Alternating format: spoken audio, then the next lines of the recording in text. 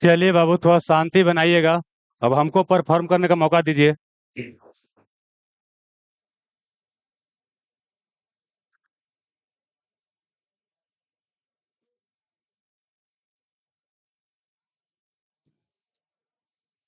चलिए, थोड़ा सा आज आप लोग लेट किए। सबको ओएमआर शीट मिल गया था, क्वेश्चन पेपर। देखिएगा, इसको हमको इस तरह से देना है कि समझिए कि ओरिजिनल टेस्ट दे रहे हैं।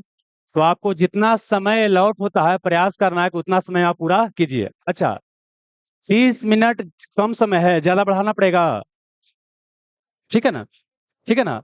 अभी देखिए, शुरुआती समय में हो सकता है कि पहला बार दे रहे होंगे तो बहुत बच्चा को देने का भी आदत नहीं होगा, लेकिन 30 मिनट पर्याप्त समय है 50 क्वेश्चन के लिए। हम सब देख लिए है ना? अब सुनिएगा, जो आपको ओएमआर सीट वगैरह मिलता है उसमें रोल नंबर आप बढ़िया से भरिएगा। प्लस क्या, गोला वोला बढ़िया से भरिएगा। देखिए, हाथ से चेक नहीं होगा, मशीन से चेक होगा। तो कुछ भी गलती होगा तो बाद में मत बोलिए कि हम सही रंग लेते हैं, हमारी गलती काट दी। हम दिखा देते हैं कातू बाबू, ताकि आपको आइडिया लगे हम कहना क्या चाहते हैं। देखिए, ओएमआर सीट अलग अलग तरह सब चेक करके देख लिया गया है। थोड़ा सा भी कुछ भी करते हैं दोस्त ना, तो उसमें क्या है कि एरर आ जाता है। थोड़ा सा भी दिखाते हैं एक बाबू, सीट आपको दिखा देते हैं। देखिए, इसमें देखिए रोल नंबर कितना है, 253 है। इस रोल नंबर 253 में देखिए कि यहाँ पर क्वेश्चन नंबर 29, देखिए क्वेश्चन नंबर 29 है ना। इसमें जान के क्या किया गया, पूरा सब सही बनाया गया इसमें। और उसके बाद क्या किया गया, एक क्वेश्चन में क्या है कि पूरा वो भरा गया बढ़िया से, एक को खाली बिंदु देके देखा गया किसमें गलत पकड़ता है कि नहीं पकड़ता है। तो गलत आपको पकड़ लिया। अब आइए देखिए, 29 नंबर में देखिए क्या आप दिखाई दे रहा है, बी या सी, आप दो को रंग दिए हैं। देखिए क्या दिखाई दिया, यहाँ पर बी और सी दो रंग रंगा हुआ है ना, बी और सी। जबकि आंसर आपका क्या होना चाहिए, सी। तो यहाँ देखिए आपको दिखाएगा क्या बाबू 29 नंबर में कि बी और सी क्या है, आपने रंगा है, जबकि आंसर क्या है, आपको सी है। तो आपको निगेटिव कितना हो गया, कट जाएगा। देखिए, दरोगा में जैसे कि आप लोगों को पता है कि 2 नंबर पॉजिटिव मिलता है और 0.20 क्या होता है, निगेटिव मिलता है। तो वही यहाँ पे सब सेट किया गया है। तो देखिए आपका नंबर क्या हो गया, यहाँ पर -0.0, मतलब पॉइंट क्या हो गया, 20 क्या हो गया, कट गया। इसमें वो बोल सकते हैं कि कुछ भी रंगिएगा तो पहले ही सोच समझ के रंगिएगा, बाद में मत बोलिए कि हम रंगे थे, हमको क्या हो गया, गलती हो गया। ठीक है ना? चलिए, और सुनिएगा, अभी क्या है कि जितना भी टेस्ट हो जाएगा, सारा टेस्ट का आपको एवरेज निकाल करके लास्ट में क्या है, ओएमआर शीट दे दिया जाएगा। बाकी यहाँ मिलाइएगा ना तो आपको पता चल जाएगा। फिर भी जैसे कोई बच्चा होते हैं कि नहीं हमको सेट खाली बनाना है, हम तो बहुत जानते हैं, या बहुत उनको होता है कि सब पढ़े हुए हैं, तो उनके लिए क्या है, एप्लीकेशन पर क्या है, सारा आंसर वगैरह वहां पर रहेगा। ठीक है ना? वहां से आप क्या कीजिएगा, देख लीजिएगा। समझ में रहा ना? जैसे बहुत सारा बच्चा है कि बिल्कुल एकदम पूरा गर्दा तैयारी है, मैंने समझिए कि सब में सब नंबर आ जाता है, एक आदत वो गलती ये होता है। वैसी स्थिति में लगता है कि सुनने में क्या है कि ज्यादा समय लग रहा है, तो सुनना जरूरी नहीं है। देखिए, आपको देखना है कि हमको टाइम कैसे यूटिलाइज हो रहा है। अगर लगता है कि इसे सुनने से बेनिफिट है तो सुनिएगा, अगर लगता है कि बेनिफिट नहीं है तो नहीं सुनिएगा, या लगता है कि नहीं इसको जाकर घर पर 2 के स्पीड में करके देख लेंगे तो भी कर सकते हैं। सब देखिए आपके ऊपर डिपेंड करना है, आपको किसी का झंडा लेके नहीं चलना है। समझ में आ रहा ना? चलिए आप आते हैं यहाँ पर। तो आज हमारा टेस्ट नंबर 1 था, इसका डिस्कशन शुरू करते हैं, आइए। अच्छा देखिए, जैसा कि आपको पहले ही क्या है कि आपको पहले टॉपिक बता दिया जा रहा है। और देखिए एक और चीज बाबू, हम चाहे तो रोज भी टेस्ट ले सकते हैं, लेकिन समझिएगा हम यहाँ आपको बैठा के खाली रखले रहेंगे ना, उससे कुछ होने वाला नहीं है। जब तक घर पर आप खुद से समय दे के नहीं पढ़िएगा, तब तक किसी का सिलेक्शन होने वाला नहीं है। यहाँ पर हम क्या समझिए कि आपको बेसिकली के रास्ता बता रहे हैं कि आपका क्या यहाँ पर जाना है, और यहाँ पर आप हैं। इसको जाने के लिए कई तरह के आपको रास्ता है, कई तरह के आपको रास्ता है। इस रास्ता से आप आसानी से जा सकते हैं, रास्ता आपके लिए बेहतर होगा। तो हम यहाँ पर बोल सकते हैं कि आपको गाइड करने का प्रयास करेंगे। बाकी क्या है कि आपको चलना है नहीं चलना है, आप ही को डिसाइड करना है।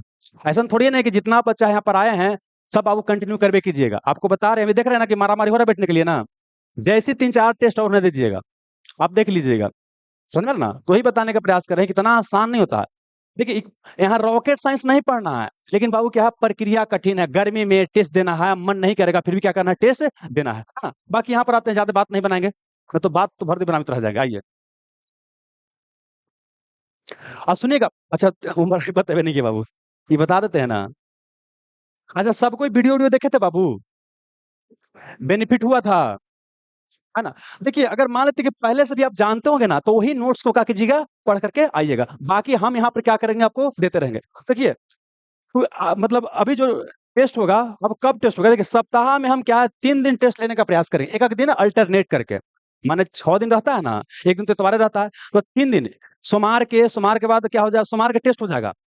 यहाँ पाइए बाबू, सोमवार को क्या हो जाएगा, सोमवार को आपको टेस्ट हो जाएगा। फिर मंगलवार, सोमवार के जब आपको टेस्ट का डिस्कशन करेंगे, तो शुरुआती में क्या करेंगे, आपको टॉपिक बता देंगे, ठीक ना? उसके बाद मंगल को उस टॉपिक को पढ़ के आना है या वीडियो देख करके आना है। अब बुध को क्या करना है, टेस्ट देना है, बुध को टेस्ट देना है। फिर क्या है कि बुध को जब डिस्कशन होगा, ठीक है ना, तो फिर क्या है कि आपको बृहस्पतिवार के लिए आपको टॉपिक बता दिया जाएगा। और फिर क्या आना है, शुक्रवार को टेस्ट देना है। प्रयास रहे कि सप्ताह में 3 दिन कम से कम टेस्ट ले। हो सकता है कई बार क्या है, कुछ काम धाम पड़ गया तो एक आध दिन हेन-होन हो सकता है, लेकिन प्रयास करेंगे आपको करेंगे। एक दिन घरे पढ़िए, एक दिन यहाँ का टेस्ट दीजिए। हाँ, चलिए आइए। देखिए क्या है, अभी के लिए हमारा टॉपिक क्या है, एक क्या है कि जो हम पीवाई क्विज करवा रहे हैं, उसको हम सब्जेक्ट वाइज पूरा करवा देंगे। हेने-होने करवाएँगे ना तो मजा नहीं आएगा। तो उसको क्या करेंगे, पूरा करवा देंगे। पिछला में क्या है कि एक लेसन दिए थे, एक लेसन क्या है और मिलेगा आपको अगला दिन के लिए। मतलब कि पर्यावरण पीवाई क्यूज सॉल्यूशन क्लास 2 देख करके आपको आना है। पहला देखे थे ना, आपको क्या करना है, सॉल्यूशन क्लास 2 देख करके आना है। अभी देखिए मार्केट में बुक नहीं है, बुक आपको आएगा 25 से 30 सितंबर के बीच आएगा। तो अभी हम आपको क्या है कि उसका पीडीएफ वगैरह प्रोवाइड करवा रहे हैं, ठीक है? तो वहाँ से देख लीजिएगा, आगे चलिएगा। भूगोल में क्या करना है, महाद्वीप पढ़ के आना है, महाद्वीप। और महाद्वीप का हमारे पास क्या है, 2-2 घंटा के आसपास क्या है, लेक्चर कितना है आपको, 5 या 6 के आसपास है। महाद्वीप पढ़ लीजिएगा तो मोटे-मोटे भूगोल वही पढ़ लीजिएगा, ठीक ना? तो वहाँ पर क्या है कि 3 गो लेक्चर देंगे, ज़्यादा दे देंगे तो क्या हो जाएगा, दिक्कत हो जाएगा। 3 गो क्या करेंगे, लेक्चर आपको देंगे। अब इसके अलावा क्या है कि देखिए, अभी लूसेंट में क्या करवाए थे आपको, या कोई भी बुक से आपको जनवरी या फरवरी का दिवस, तो यहाँ पर क्या करना, अप्रैल और क्या बोले, मार्च अप्रैल का दिवस याद करना। ठीक है, हम इस तरह से डिजाइन किया है ना कि जल्दी जल्दी हो जाएगा। प्लस क्या है, एक और टॉपिक देखिए, जितना आपको दे रहे हैं ना वो बहुत ज्यादा नहीं है, और आपको देना पड़ेगा, ठीक है ना? तो अब क्या है कि एक और याद करना है, प्रतीक चिन्ह और अर्थ। नहीं कि काला झंडा किसका प्रतीक होता है, कबूतर किसका प्रतीक होता है ना? तो ये आपका लूसेंट या क्राउन जो भी आपके पास बुक होगा, उसमें क्या होगा, ये आपको दिया होगा, 15-20 को होता है। तो प्रतीक चिन्ह और उसका अर्थ आपको क्या करना है, पढ़ करके आना है, ठीक है ना? बाकी इसको जो है पीडीएफ को मतलब ये वाली जो पिक्चर है, इसको आपको शेयर भी कर देंगे the selection route Telegram channel पर। तो आप देख लीजिए कि आपका क्या हो गया, होमवर्क हो गया। और सुनिए दोस्त, यहाँ बहानेबाजी मत कीजिए, अच्छा अगला बार करेंगे। जितना करवा रहे हैं ना, इतना खाली करते चलिए, यकीन मानिए क्या 1 महीना के अंदर ही आपके अंदर बिल्कुल परिवर्तन दिखाई देगा, सकारात्मक परिवर्तन दिखाई देगा। है ना? ये हम नहीं करेंगे, वीडियो देख के ही आना है। ये कहने का मतलब है कि जहाँ से भी कीजिए, लेकिन इतना करके आइएगा। समझ में आ गया ना? चलिए अब यहाँ पर आते हैं दोस्त। अच्छा थोड़ा इसको खोल देते हैं, थोड़ा देर के लिए अजीब लगेगा, है ना? लेकिन बहुत ज़्यादा जानते हैं, एकदम गर्मी लग रहा, है ना? ये लग रहा है एकदम खतरनाक नहीं जी? कोई बात नहीं। 2-3 मिनट लगेगा, बाकी सब ठीक हो जाएगा, है ना? चलिए, सब चीज़ देख के चलना पड़ता है ना? परिवार है, कोई डेट कर जाते हैं, जो परंपरा है वो तो मानना ही पड़ता है ना? आइए, चलिए क्वेश्चन देखिए पूछा गया है, एक व्यक्ति एक दीवार को धक्का मारता है और उसे विस्थापित करने में क्या रहता है, असफल रहता है, तो वह कितना कार्य करता है? देखिए अगर आप कुछ भी कर रहे हैं तो कार्य है, हंस रहे हैं, गा रहे हैं, खेल रहे हैं, कूद रहे हैं, कार्य है। लेकिन फिजिक्स की भाषा में वो कार्य है तभी होता है जब आप क्या है, फोर्स लगाते हैं और वो अपने जगह से क्या होता है, हट जाता है, विस्थापित हो जाता है, तो कार्य होगा। अगर यहाँ पे गेंद है, इस पर बल लगाते हैं, एजे रह जाता है, एक कार्य नहीं हुआ है। लेकिन यहाँ से इसको बल लगाए, यहाँ पहुंच गया, तब कुछ डिस्टेंस तय किया है, अब यहाँ पर कार्य होगा। तो यहाँ देखिए कार्य बराबर W होता है, तो होता है force into displacement. Force into क्या होता है, डिस्प्लेसमेंट। अगर कोई वस्तु पर फोर्स लगाते हैं और उसमें विस्थापन हो जाएगा तो कार्य होगा, अदरवाइज कार्य नहीं होगा। हम दीवार पर फोर्स लगा रहे हैं और फोर्स लगा रहे हैं, लेकिन वहां पर क्या है बाबू, कोई भी बाबू विस्थापन नहीं हो रहा है, तो यहाँ पर कोई भी कार्य आपको नहीं होगा, कोई दिक्कत नहीं। तो आंसर क्या हो जाएगा कि व्यक्ति दीवार को धक्का देता है और उसको विस्थापित करने में असफल रहता है, तो कितना कार्य होगा, कोई भी कार्य नहीं होगा। अच्छा एक और चीज, हमको टेस्ट के डिस्कशन के लिए कितना समय अलॉट करते हैं, क्योंकि देखिए हम एक 5 क्वेश्चन देखिएगा पंचामृत में 1 घंटा 2-2 घंटा डिस्कशन किए हैं, तो आप जितना बताइएगा उसी अनुसार यहाँ डिस्कशन करेंगे, ठीक है ना? 1 घंटा, 1 घंटा में तो नहीं होगा बाबू, 1.5 घंटा के आसपास, कम से कम 1.5 से 2 घंटा के आसपास, है ना? तो सुनिए, इसके बारे में जितना एंगल तेंगल था सब बता दिए हैं, तो बताने का आवश्यकता ना है। चलिए आगे बढ़ते हैं। तो 200 केजी के वजन को जमीन के ऊपर 1 मीटर ऊंचाई पर पकड़े रखने के लिए कितना कार्य करना होगा? मतलब बोलता है कि बहु क्या है 200 केजी का एक वस्तु है, इसको क्या करना है, ले चलना है ऊपर में, कितना 1 मीटर ऊंचाई पर ले जाना है, कितना का है 200 केजी है। तब बोलता है कि यहाँ ले जाने के लिए कितना कार्य आपको करना पड़ेगा। देखिए क्या होता है, यहाँ आ गया आपका का पोटेंशियल एनर्जी का क्या इक्वेशन लेगा। किसी वस्तु को ऊपर लेकर जाते हैं तो उसमें जो ऊर्जा होता है क्या होता है, आपको पोटेंशियल एनर्जी बराबर होता है mgh। mgh होता है, जहां m क्या हो गया आपको द्रव्यमान हो गया, और g क्या हो गया आपको गुरुत्वीय त्वरण हो गया, एक्सेलरेशन ड्यू टू ग्रेविटी हो गया, h क्या हो गया हाइट हो गया। बताइएगा दोस्त क्या हो गया, m कितना है 200 केजी, m कितना हो गया 200 केजी, और यहाँ पर g कितना हो गया, जी को चाहे 9.8 मीटर प्रति सेकंड स्क्वायर लेते हैं, चाहे तो लेते हैं 10। तो यहाँ कीजिएगा तो जानते हैं कितना लीजिएगा 10 लीजिएगा, और ऊंचाई कितना 1 मीटर, कितना 1 मीटर, इन हो जाएगा। अब गुना कीजिए कितना गया 2000, कितना गया 2000। तो मतलब क्या हो गया, कितना आंसर हो जाएगा आपको 2000 जूल हो जाएगा। ये समझ में आया ना, ये किसका फॉर्मूला होता है, पोटेंशियल एनर्जी का। किसी वस्तु में उसके बाबू स्थान या अवस्था के कारण, पोजीशन के कारण कोई ऊर्जा आ जाता है, उसे बोलते हैं पोटेंशियल एनर्जी। आप कोई वस्तु गति कर रहा है, उसके कारण जो ऊर्जा जाता है उसे बोलते हैं गतिज ऊर्जा, ठीक ना। आप सुनिए, एक मैकेनिकल एनर्जी होता है यांत्रिक ऊर्जा, तो यांत्रिक ऊर्जा क्या होता है, दो ऊर्जा मिल करके बनता है। यहाँ पर सुनिए बता ही देते हैं, जो ये आपको मैकेनिकल एनर्जी होता है, मैकेनिकल एनर्जी या यांत्रिक ऊर्जा होता है, यह होता है दो एनर्जी मिल करके, एक होता है काइनेटिक एनर्जी और प्लस क्या होता है पोटेंशियल एनर्जी। ऐसे ऊर्जा कई प्रकार का होता है, लेकिन यहाँ मैकेनिकल एनर्जी बोलेगा, काइनेटिक एनर्जी और प्लस हो गया पोटेंशियल एनर्जी, कोई दिक्कत नहीं है ना। इसका फॉर्मूला होता है हाफ एम जी स्क्वायर, इसका होता है एम जी एच है। यहाँ वाला हमेशा पूछता है कि वेलोसिटी बढ़ाएंगे तो काइनेटिक एनर्जी क्या होगा, बढ़ेगा। दो गुना करेंगे तो दो दूनी चार, चार गुना तो चार चौके 16, पांच गुना तो 5 5 25। लेकिन नहीं बोल देगा कि रूट 3 गुना करेंगे तो क्या होगा, रूट 3 गुना करेंगे तो बाबू क्या होगा, इसको जी का स्क्वायर करेंगे तो रूट 3 का स्क्वायर करेंगे, और रूट का मतलब होता है 1/2। इसका मतलब क्या होता है बाबू, 3 का 1/2 हो जाएगा, और 2 तो कितना हो गया, खत्म हो गया। मतलब ये हो गया कि कितना हो गया 3, रूट रहेगा तो वहां क्या हो जाएगा, रूट को हटा देना है, 3 हो जाएगा। अगर रूट 5 गुना करेंगे तो काइनेटिक एनर्जी कितना बढ़ जाएगा, 5 गुना करेंगे तो 5 5 25, और रूट 5 करेंगे तो खाली 5। यही पूछेगा कि वेलोसिटी को क्या बोलेगा, वेलोसिटी को बोलेगा हाफ कर दिया जाए तो काइनेटिक एनर्जी कितना हो जाएगा, इसका स्क्वायर करेंगे तो कितना 1/4 ना आ जाएगा, तो 1/4 आ जाएगा, कोई दिक्कत नहीं। अब सुनिएगा, जैसे समझिए इसको पिक समझना है ऐसे बाबू, यहां से क्वेश्चन पूछता है, देखिए यहाँ से कोई साइकिल चलाता हुआ आदमी आ रहा है, साइकिल चलाता हुआ आदमी आ रहा है, यहाँ से इसको चढ़ना चाहता है, यहाँ जब होने से आएगा एकदम भैया के ना, तो यहाँ स्पीड क्या रहेगा, बहुत ही तेज रहेगा, तेज रहेगा। लेकिन जैसे क्या होगा, यहाँ पर पहुंचेगा तो ऊपर चढ़ेगा तो स्पीड क्या होगा, कमते जाएगा, और हाइट क्या होगा, बढ़ते जाएगा। तो मतलब क्या हो गया कि जो काइनेटिक एनर्जी है किस में चेंज करेगा, पोटेंशियल में चेंज करेगा, और यहाँ आ जाएगा इस पॉइंट पर तो हाइट हो जाएगा सबसे अधिक, तो सबसे ज्यादा यहाँ पर हो जाएगा कौन सी, आपको पोटेंशियल एनर्जी, है ना। यहाँ पर क्या है कि वहां जाने के बाद कुछ समय के लिए रुक जाएगा, भी कितना हो गया 0, तो kinetic energy half M V square होता है, तो भी 0, तो काइनेटिक एनर्जी कितना हो गया 0 हो गया, और उसके बाद फिर क्या आएगा, नीचे गिरेगा। जब नीचे गिरेगा तो क्या होगा कि जो पोटेंशियल एनर्जी है ये काइनेटिक एनर्जी में क्या होगा, कन्वर्ट होगा, समझ में गया ना। तो यही होता है एक बाबू क्या, ऊर्जा संरक्षण सिद्धांत।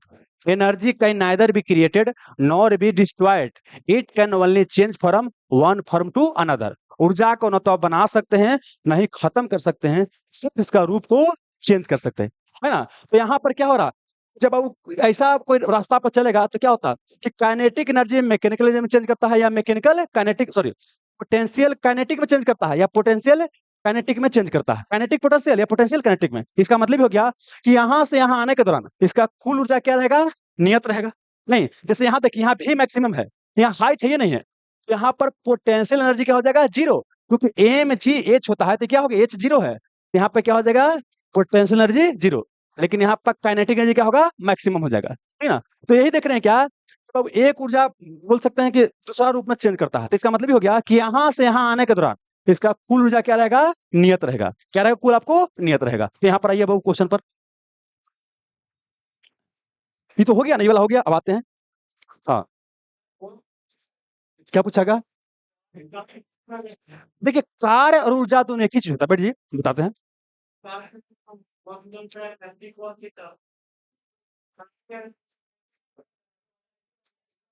नहीं, सुनिएगा, बता रहे हैं, बैठिए बताते हैं। जैसे क्या होता है दोस्तों, कि यहाँ पर माथा पर कोई लेके चलेगा ना, माथा पर कुछ लेके चलेगा, ठीक ना, तो वहां पर लगाइए कितना कार्य कर रहा है, बोझा ढो रहा है, वहां पर बोलिएगा, है ना। यहाँ पर बोलता है कि, सुनिए, 200 केजी के वजन के जमीन पर 1 मीटर ऊंचाई पर पकड़े रखने के लिए कितना कार्य करना पड़ेगा। तो वहां ले जाने के लिए कुछ ना कुछ कार्य करना पड़ेगा। तो सुनिए, आपका कहने का मतलब ही हो गया ना, कि जो पढ़ते हैं ये वाला एफ बराबर, जैसे डब्ल्यू बराबर, हम समझ गए, F into D, F into D cos theta, cos theta. लेकिन देखिए, अब सुनिएगा, ऐसा अगर क्वेश्चन पूछा गया, तो ऐसा हो सकता है कि आप कुछ और सोच रहे हैं, एग्जामिनर कुछ और सोच रहा है, समझिएगा। तो ये फिर क्या हो जाएगा, एग्जामिनर के इंटरप्रिटेशन के ऊपर डिपेंड कर जाएगा। हम क्या सोच के क्वेश्चन सेट किए हैं कि आपको एमजीएच कितना होगा। तो आपका भी कहना हम क्या सही है कि ऊपर जा रहा है तो एंगल 0 बनेगा, ऐसे एंगल 90 बनेगा, है ना। लेकिन हम जो क्वेश्चन सेट किए क्या, क्या बाबू, हम बता तो रहे हैं, वही बता रहे हैं, बैठ जाइए, वही, क्या वो, सुनिए बता रहे हैं, जैसे ही हम जो क्वेश्चन सेट किए हैं ना, हम उस सेट सोच के नहीं सेट किए, हम क्वेश्चन सेट किए हैं कि आपको एमजीएच कितना होगा, है ना। अब आगे सुनिए, ये मतलब कहने का मतलब कि ये बाबू लेसन में हम सारा कंसेप्ट क्लियर नहीं कर पाएंगे, ये भी क्लियर है, ठीक है ना। अगर आपको देखना है तो पूरा पूरा वीडियो बताया गया है, सारा का सारा बताया गया है, ठीक है ना। आप जा करके देखिए, अपने आप को क्लियर हो जाएगा क्या हम पूछना चाहते हैं, ठीक है ना। चलिए, अब सोचिए कि आपको, क्या बाबू,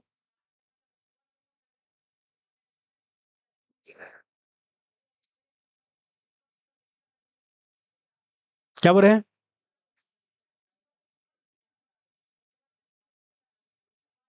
देखिए, और कुछ भी पूछना है, जाके वीडियो देख लीजिए, वीडियो में सारा बताया गया, वो चीज हम दोबारा डिस्कस नहीं करेंगे, ठीक है ना। जाके वीडियो देखिएगा, ठीक है ना। आइए यहाँ पर, बाबू जाहिर सी बात है, हम हर एक चीज डील नहीं कर पाएंगे, है ना। अब एक अगर सब क्वेश्चन पूछिएगा तो 2 क्वेश्चन में खत्म हो जाएगा टाइम, है ना। आइए यहाँ पर, ऊर्जा संरक्षण का आशय क्या है कि ऊर्जा को न तो बना सकते हैं और नहीं खत्म कर सकते हैं, ठीक ना। सिर्फ से क्या कर सकते हैं, रूप को चेंज कर सकते हैं।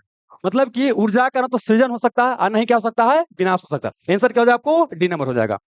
और बाकी देखिए, जाके देखना है, वीडियो में सारा बताया गया है। आइए, ऊर्जा का एसआई मात्रक क्या होता है। देखिए, जो कार्य का मात्रक होता है ऊर्जा का होता है ना। कार्य करने की क्षमता को ही ऊर्जा बोलते हैं। Efficiency of doing work is equal Babu energy बोलते हैं।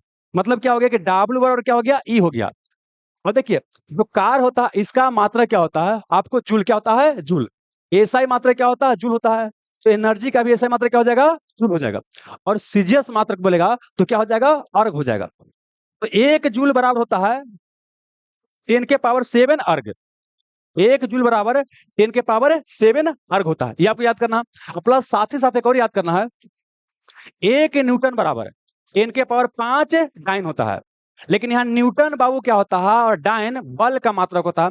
न्यूटन होता है किसका, बल का ऐसा मात्रक, और डाइन क्या होता है, सीजियस मात्रक होता है। सुनिएगा, तो ये जूल हो गया बाबू। लेकिन समझिए, ये जूल बराबर ये भी तो लिख सकते हैं, फोर्स इंटू डिस्प्लेसमेंट होता है। कार बराबर फोर्स इंटू डिस्प्लेसमेंट होता है। अब फोर्स का कितना होता है, न्यूटन, है ना। आई क्या हो गया, डिस्प्लेसमेंट का मीटर, इसका न्यूटन मीटर भी हो सकता है। मतलब ये हो गया, देखिए, तो जूल को आप चाहे तो न्यूटन मीटर भी लिख सकते हैं, लिख सकते हैं। तो यहाँ क्वेश्चन पूछा गया, अच्छा यहाँ ये नहीं पूछा, हाँ, एसआई मात्रक जूल है तो यह समतुल्य किसका है, किसका समतुल्य हो जाएगा, ये आपको 10 के पावर 7 और का क्या हो जाएगा, समतुल्य हो जाएगा, है ना। तो आंसर हो जाएगा आपको सी नंबर। अब देखिए, यहाँ पर क्या यूनिट एंड डायमेंशन से थोड़ा सा प्रयोग करके क्वेश्चन पूछा गया है कि निम्नलिखित में से किस भौतिक युग में की बीमाएं क्या होता है, समान होता है। देखिए, एक होता है यूनिट, एक होता है क्या, बीमा होता है। देखिए, कोई चीज को मापने का जो स्टैंडर्ड पैमाना होता है उसे हम बोलते हैं यूनिट। जैसे लंबाई को मीटर में मापते हैं, किलोमीटर में, सेंटीमीटर में मापते हैं, है ना। अलग अलग चीजें मापते हैं तो कंफ्यूजन होता है। तो इसके लिए क्या है कि मीटिंग किया गया, और बाबू क्या इंटरनेशनल के लिए क्या है, एक बना लिया। जैसे आप ये घर में अलग अलग नाम होता है, ठीक ना, लेकिन स्कूल का एक नाम होता है, वही नाम से सबको जानता है। तो उसको फिर बना दिया क्या, वो एक एसआई, क्या वो एसआई। मतलब कि इंटरनेशनल में क्या होता है, आपको एसआई मात्रक होता है, यही से जाना जाता है। समझ में गया। तो ये क्या है कि यहाँ पर बाबू क्या है, इसकी भौतिक राशि क्या है, बीमा समान है। आप सुनिएगा, जिसका क्या है, फार्मूला समान होगा, जिसका फार्मूला समान होगा, उसका क्या होगा, मात्रक समान होगा, अब बीमा क्या होगा, समान होगा। बीमा डायमेंशन में क्या करते हैं ना कि हम लेते हैं एम एल टी लेते हैं। एम क्या होता है आपको बाबू, एम यहाँ पर हम द्रव्यमान लेते हैं, क्या करते हैं, द्रव्यमान। एल क्या हो गया, लंबाई, और टी क्या हो गया आपको, समय लेते हैं, ठीक ना। तो यहाँ देखिए क्या बाबू, अगर कार्य ऊर्जा की बात करते हैं तो कार्य बराबर ऊर्जा, ऊर्जा बराबर कार्य होता है। तो यहाँ पर दोनों क्या हो जाएगा, आपको क्या हो जाएगा, समान हो जाएगा। ये निकाल के दिखाना पड़ेगा, निकाल लीजिएगा अपने से। चलिए, बल और संवेग की बात कर, दोनों का फॉर्मूला क्या अलग होता है। बल क्या होता है, एम ए, बल क्या होता है, क्या वो M A, mass into acceleration. और संवेग का होता है मास इनटू वेलोसिटी। तो दोनों का क्या है, फॉर्मूला अलग है, तो बीमा क्या हो जाएगा, अलग अलग हो जाएगा, ठीक है ना। आइए बल और शक्ति की बात करते हैं। बल क्या होता है, एफ बराबर एम ए होता है, और शक्ति का होता है वर्क डिवाइडेड बाई टाइम। तो यहाँ पर भी क्या है, अच्छा देखिए, वर्क का होता है force into displacement by time, हो जाएगा ना।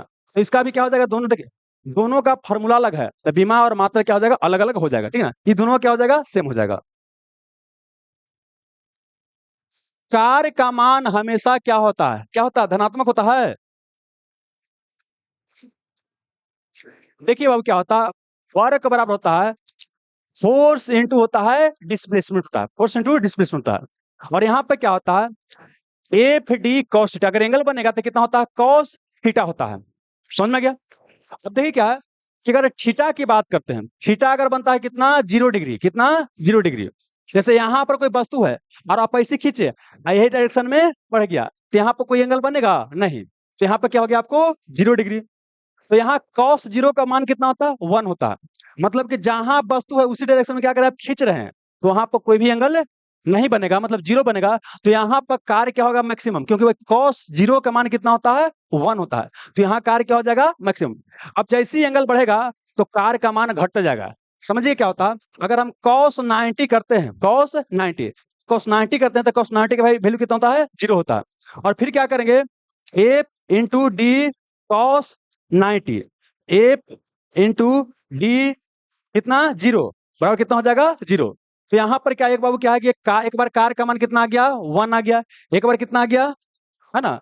अब क्या है, अगर मान लेते क्या एंगल बनेगा 180, कितना बनेगा, 180 बनेगा। या समझिए ना, ऐसे समझिएगा कि अगर क्या है कि निगेटिव में अगर मान आएगा, कॉस का मान अगर निगेटिव में आएगा, तो इसका मान पूरा का निगेटिव में आ सकता है कि नहीं आ सकता, आ सकता है। तो मतलब ये हो गया कि जो कार होता है इसका मान क्या है, आपको पॉजिटिव भी हो सकता है, धनात्मक भी हो सकता है, और ऋणात्मक भी हो सकता है। तो यहाँ क्वेश्चन क्या है, कार का मान हमेशा क्या होता है, धनात्मक, ऋणात्मक, शून्य हमेशा नहीं होता है।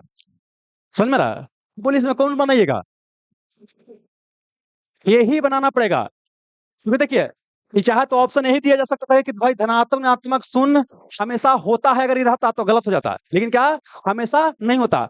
कई बार धनात्मक भी हो सकता है, ऋणात्मक भी हो सकता है, और शून्य भी हो सकता है। आंसर हो जाएगा आपको डी नंबर।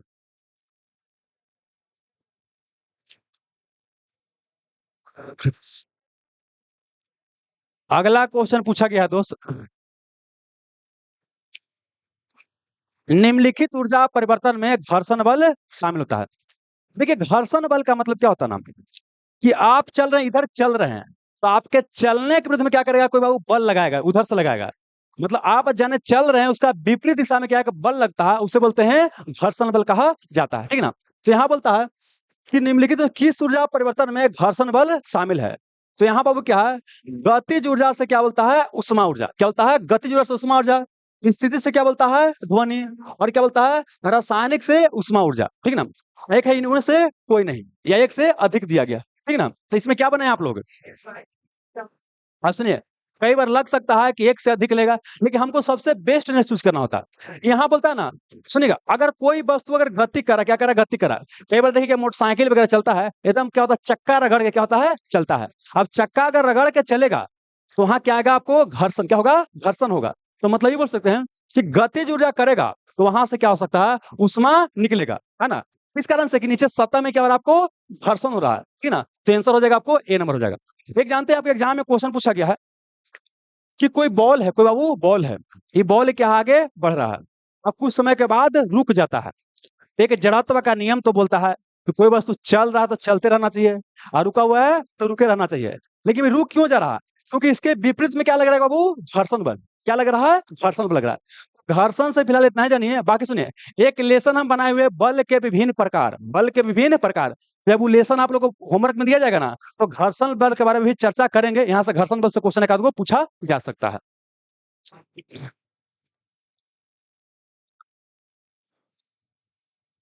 यहाँ पूछता है कि वायु शक्ति में ऊर्जा का कौन सा रूप विद्युत ऊर्जा में परिवर्तन होता है? वायु, क्या वो वायु, वायु, वायु क्या होता है? कोई निश्चित दिशा में क्या होता है, हवा चल रहा है, से क्या बोलते हैं? वायु की गति बोलेंगे। तो हवा की, मान लीजिए कैसे बाबू चल रहा है, किसी वस्तु में से गति के कारण जो ऊर्जा आ जाता है उसे बोलते हैं गतिज ऊर्जा या काइनेटिक एनर्जी कहा जाता है। समझिए क्या है, ये हवा है, तो हवा के अंदर क्या गया दोस्त आपको? हवा के अंदर आ गया गतिज ऊर्जा आ गया। अब जानते हैं, ये कोई मशीन के पास जाएगा, मशीन में क्या करेगा? चलाएगा, ठीक ना? आई मशीन क्या करेगा बाबू? फिर क्या करेगा? आपको इलेक्ट्रिसिटी जनरेट करेगा। लेकिन यहाँ बोले कौन सा ऊर्जा के ऊपर पहले काम हुआ? गतिज ऊर्जा को क्या किया गया? मैकेनिकल में कन्वर्ट किया गया। अब मैकेनिकल को कन्वर्ट किया किसमें? आपको इलेक्ट्रिकल में कन्वर्ट किया गया है। तो यहाँ पर देखिए बाबू, बोलता है कि कौन सा ऊर्जा को विद्युत ऊर्जा में परिवर्तन हुआ है, तो यहाँ पर कहीं मैकेनिकल एनर्जी दे रहा है? नहीं दे रहा है। फिर क्या बनाएंगे आपको? गतिज ऊर्जा। तो क्या हो जाएगा? ऑप्शन नंबर ए हो जाएगा आपको सही। ठीक है, आगे चलेगा। अब बोलता है कि जब कोई वस्तु मुक्त रूप से ऊंचाई से गिरता है, तब वस्तु की कुल ऊर्जा क्या रहता है? तो वही बता रहे हैं कि जो मैकेनिकल एनर्जी बताए हैं, ठीक ना, कि काइनेटिक ही क्या होता है आपको?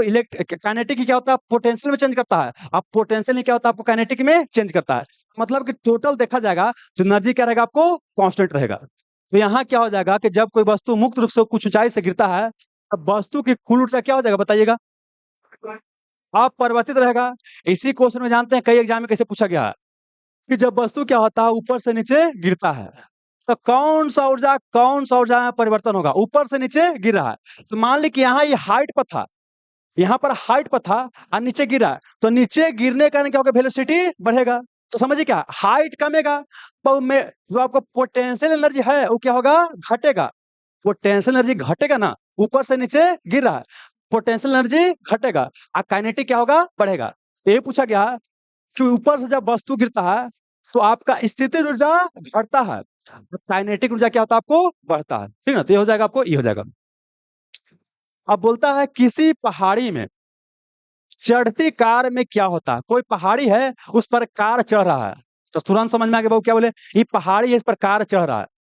तो समझिए कि मान ली कार यहाँ पहुंच गया, कार यहाँ पर पहुंच गया, तो यहाँ पर क्या हुआ? यहाँ पर समझिए, यहाँ पर क्या हुआ? कुछ हाइट है, तो हाइट के कारण क्या हो जाएगा? एम जी एच हो जाएगा। कार का कुछ द्रव्यमान होगा, है ना? और प्लस क्या है का एच है, acceleration due to gravity G आपका लग ही रहा होगा। तो यहाँ पर इसमें क्या आ जाएगा? पोटेंशियल एनर्जी रहेगा। और प्लस क्या, ये चढ़ते हुए यहाँ आ रहा है, तो इसके अंदर वेलोसिटी भी है। तो मतलब ये हो गया कि इसके अंदर वेलोसिटी के कारण क्या हो जाएगा? हाफ एम वी स्क्वायर भी रहेगा। मतलब क्या हो गया? काइनेटिक एनर्जी भी हो गया। इसका मतलब ये हो गया कि इसके अंदर क्या हो जाएगा? दोनों हो जाएगा। मतलब है कि किसी पहाड़ी पर चढ़ती कार में कौन सा ऊर्जा आ जाएगा? दोनों हो जाएगा, गतिज ऊर्जा भी और क्या हो जाएगा? स्थिति ऊर्जा भी हो जाएगा। ठीक है। अब यहाँ पे देखिए, जानते हैं एग्जाम्पल से क्वेश्चन पूछता है कि किसमें कौन सा ऊर्जा है, किसमें काइनेटिक है और किसमें क्या है? पोटेंशियल है। देखिए जहां पर आपको दिखाई देगा या महसूस होगा कुछ चल रहा है, तो क्या हो जाएगा? काइनेटिक हो जाएगा, गतिज बाबू। और जहां पर क्या है? कोई पोजीशन बन रहा है, तो वहां पर क्या होगा? स्थिति। तो इसका एग्जाम्पल से मेन क्वेश्चन पूछता है। बहता हुआ पानी क्या हो जाएगा? गतिज। लेकिन बांध भी, बांध बना के पानी इकट्ठा करके रख दिए हैं, स्थिति ऊर्जा है ना? आप धनुष को तीरे हुए हैं, खाली तीर के छोड़े हुए हैं, स्थितिज हो गया। और तीर को छोड़ दिया, क्या हो गया? हथौड़ा को चला रहे हैं, क्या हो गया? है ना? अब छत पर जाके हम खाली बैठल हैं, हाइट हो गया, लेकिन अब छत पर जाके दौड़ रहे हैं, तो दोनों हो जाएगा ना, क्योंकि हाइट का हो गया एमजीएच हो गया, पोटेंशियल हो जाएगा। अब प्लस क्या हो गया? दौड़ रहे हैं तो वेलोसिटी आ गया, तो क्या हो जाएगा? वो काइनेटिक हो जाएगा, तो क्या हो जाएगा? दोनों हो जाएगा, है ना? अब देखिए कुछ कुछ कंफ्यूजन हो सकता है, सुनिएगा। ऐसे पूछेगा ना कि जो घड़ी होता है, क्या घड़ी, घड़ी में संचित ऊर्जा कौन सा ऊर्जा होता है? तो ले आए, घड़ी चलता है तो गतिज होगा, लेकिन यहाँ पर गतिज नहीं होता है। पहले क्या करते हैं कि उसका एक पोजीशन बनाते हैं, चाबी पॉइंट के क्या करते हैं? पोजीशन बनाते हैं। यहाँ पर हो गया, उसके बाद क्या होता है? उसके कारण क्या होता है? स्प्रिंग कारण क्या होता है? चलता है। तो मतलब यहाँ पर हो जाएगा कि चाबी में जो संचित ऊर्जा होता है वो काइनेटिक न होकर क्या होता है? आपको स्थिति क्या होता है? स्थिति होता है। एक और क्वेश्चन जानते हैं पूछता है, वो पूछता है, एक होता है जानते हैं, एक होता है घड़ी, इसमें चाबी-उबी भी नहीं रहता, क्या होता है? ऐसे ही चलता है। इसको बोलते हैं ऑटोमोटिक ऑटोमेटिक वॉच बोलते हैं। वो क्या होता है ना कि आपका जो मतलब जो नाभि व नस वगैरह होता है ना, जो कंपन करता है उसका कारण क्या होता है? उसके अंदर एक रोटर लगा होता है। क्या होता है? रोटर लगा होता है। और रोटर क्या करता है? स्प्रिंग के अंदर क्या करता है? ऊर्जा भर देता है और उसके कारण क्या होता है? चलता है। उसमें कोई बैटरी-वैटरी नहीं लगता है। क्वेश्चन आगे मिलेगा मिलेगा तो उसको बताएँगे, है ना? आइए। अब बोलता है संपीड़ित कमानी में, कमानी है उसको क्या किए हैं? दाब क्या किए हैं? दाब दिए हैं। तो एक पोज़ीशन बना दिए, क्या किए हैं? पोज़ीशन बना दिए हैं। तो इसके पोज़ीशन के कारण जो ऊर्जा हो जाएगा, क्या हो जाएगा? स्थिति। तो आंसर नंबर हो जाएगा, ये हो जाएगा। ये क्वेश्चन बना था दोस्त। अब सुनिएगा। क्या हुआ? पता नहीं चल रहा था।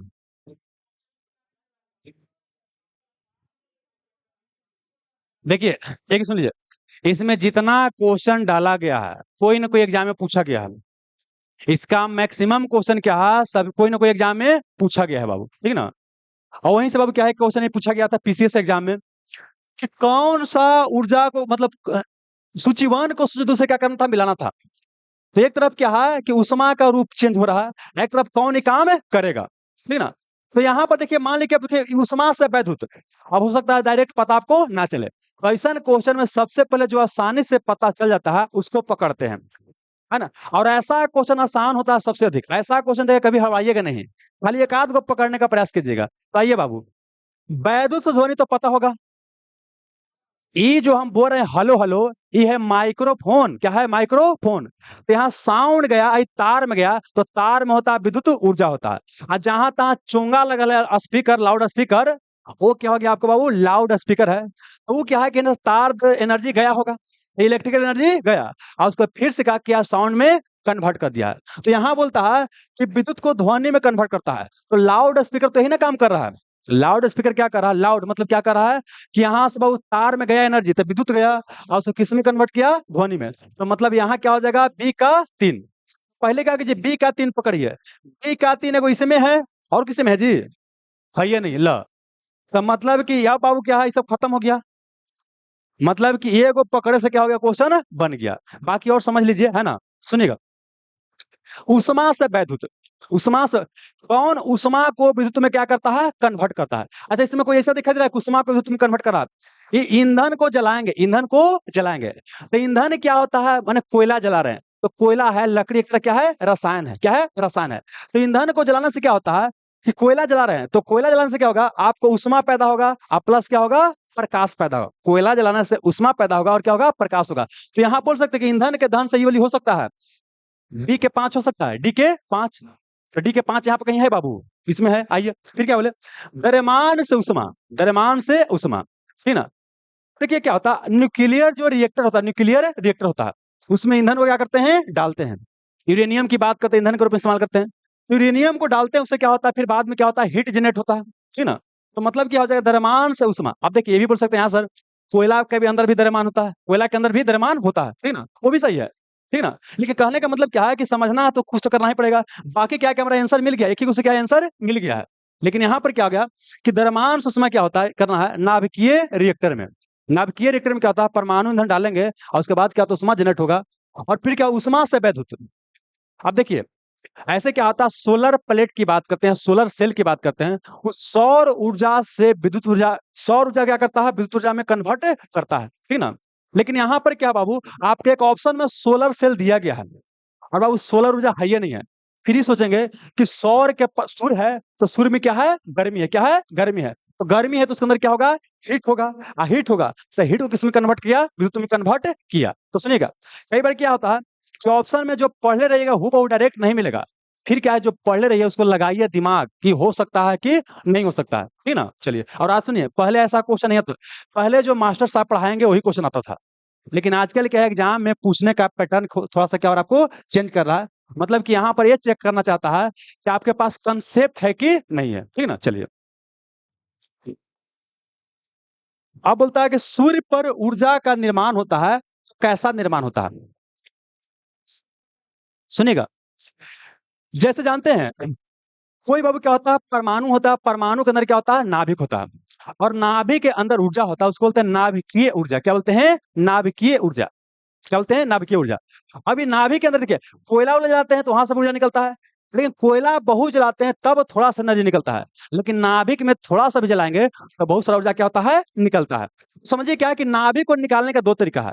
या तो नाभिक क्या कीजिए? तोड़िए। क्या कीजिए बाबू? तोड़िए। या कीजिए जोड़िए। क्या कीजिए? जोड़िए।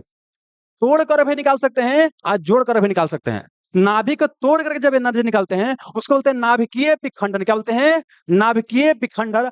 अंग्रेजी में बोलते हैं न्यूक्लियर फिजन। Nuclear fission. और जब नाभिक को जोड़ के ऊर्जा निकालते हैं, छोटा छोटा नाभिक को जोड़ते हैं, तब उसको बोलते हैं नाभिकीय संलयन। नाभिकीय संलयन बोलते हैं। और इसको बोलते हैं न्यूक्लियर फ्यूजन। क्या बोलते हैं? फ्यूजन बोलते हैं। समझ में ना? तो समझिए क्या है कि अगर जोड़ना है तो नाभिक के अंदर क्या होता है समझिए, यहाँ प्लस होता है और एक और नाभिक को जोड़ना है, भी प्लस है। प्लस प्लस को जोड़ना है, दोनों बदमाश है या दोनों को जोड़ना है, तो बड़ी ना दबाव दबाव देना पड़ेगा। समझिए कि दो को लड़का है, एगो लड़का एगो लड़की है, और दोनों बदमाश है, दोनों अपन अपने घर के बिगड़ल है, दोनों का ब्याह हो गया। अब वो दोनों एक साथ रहना चाहेगा जी? 5 महीना 6 महीना साल भर जबरदस्त लड़ाई होता है, फिर माँ बाप समझाता है क्या करोगे, जूता चप्पल है कि बदला बदली होगा।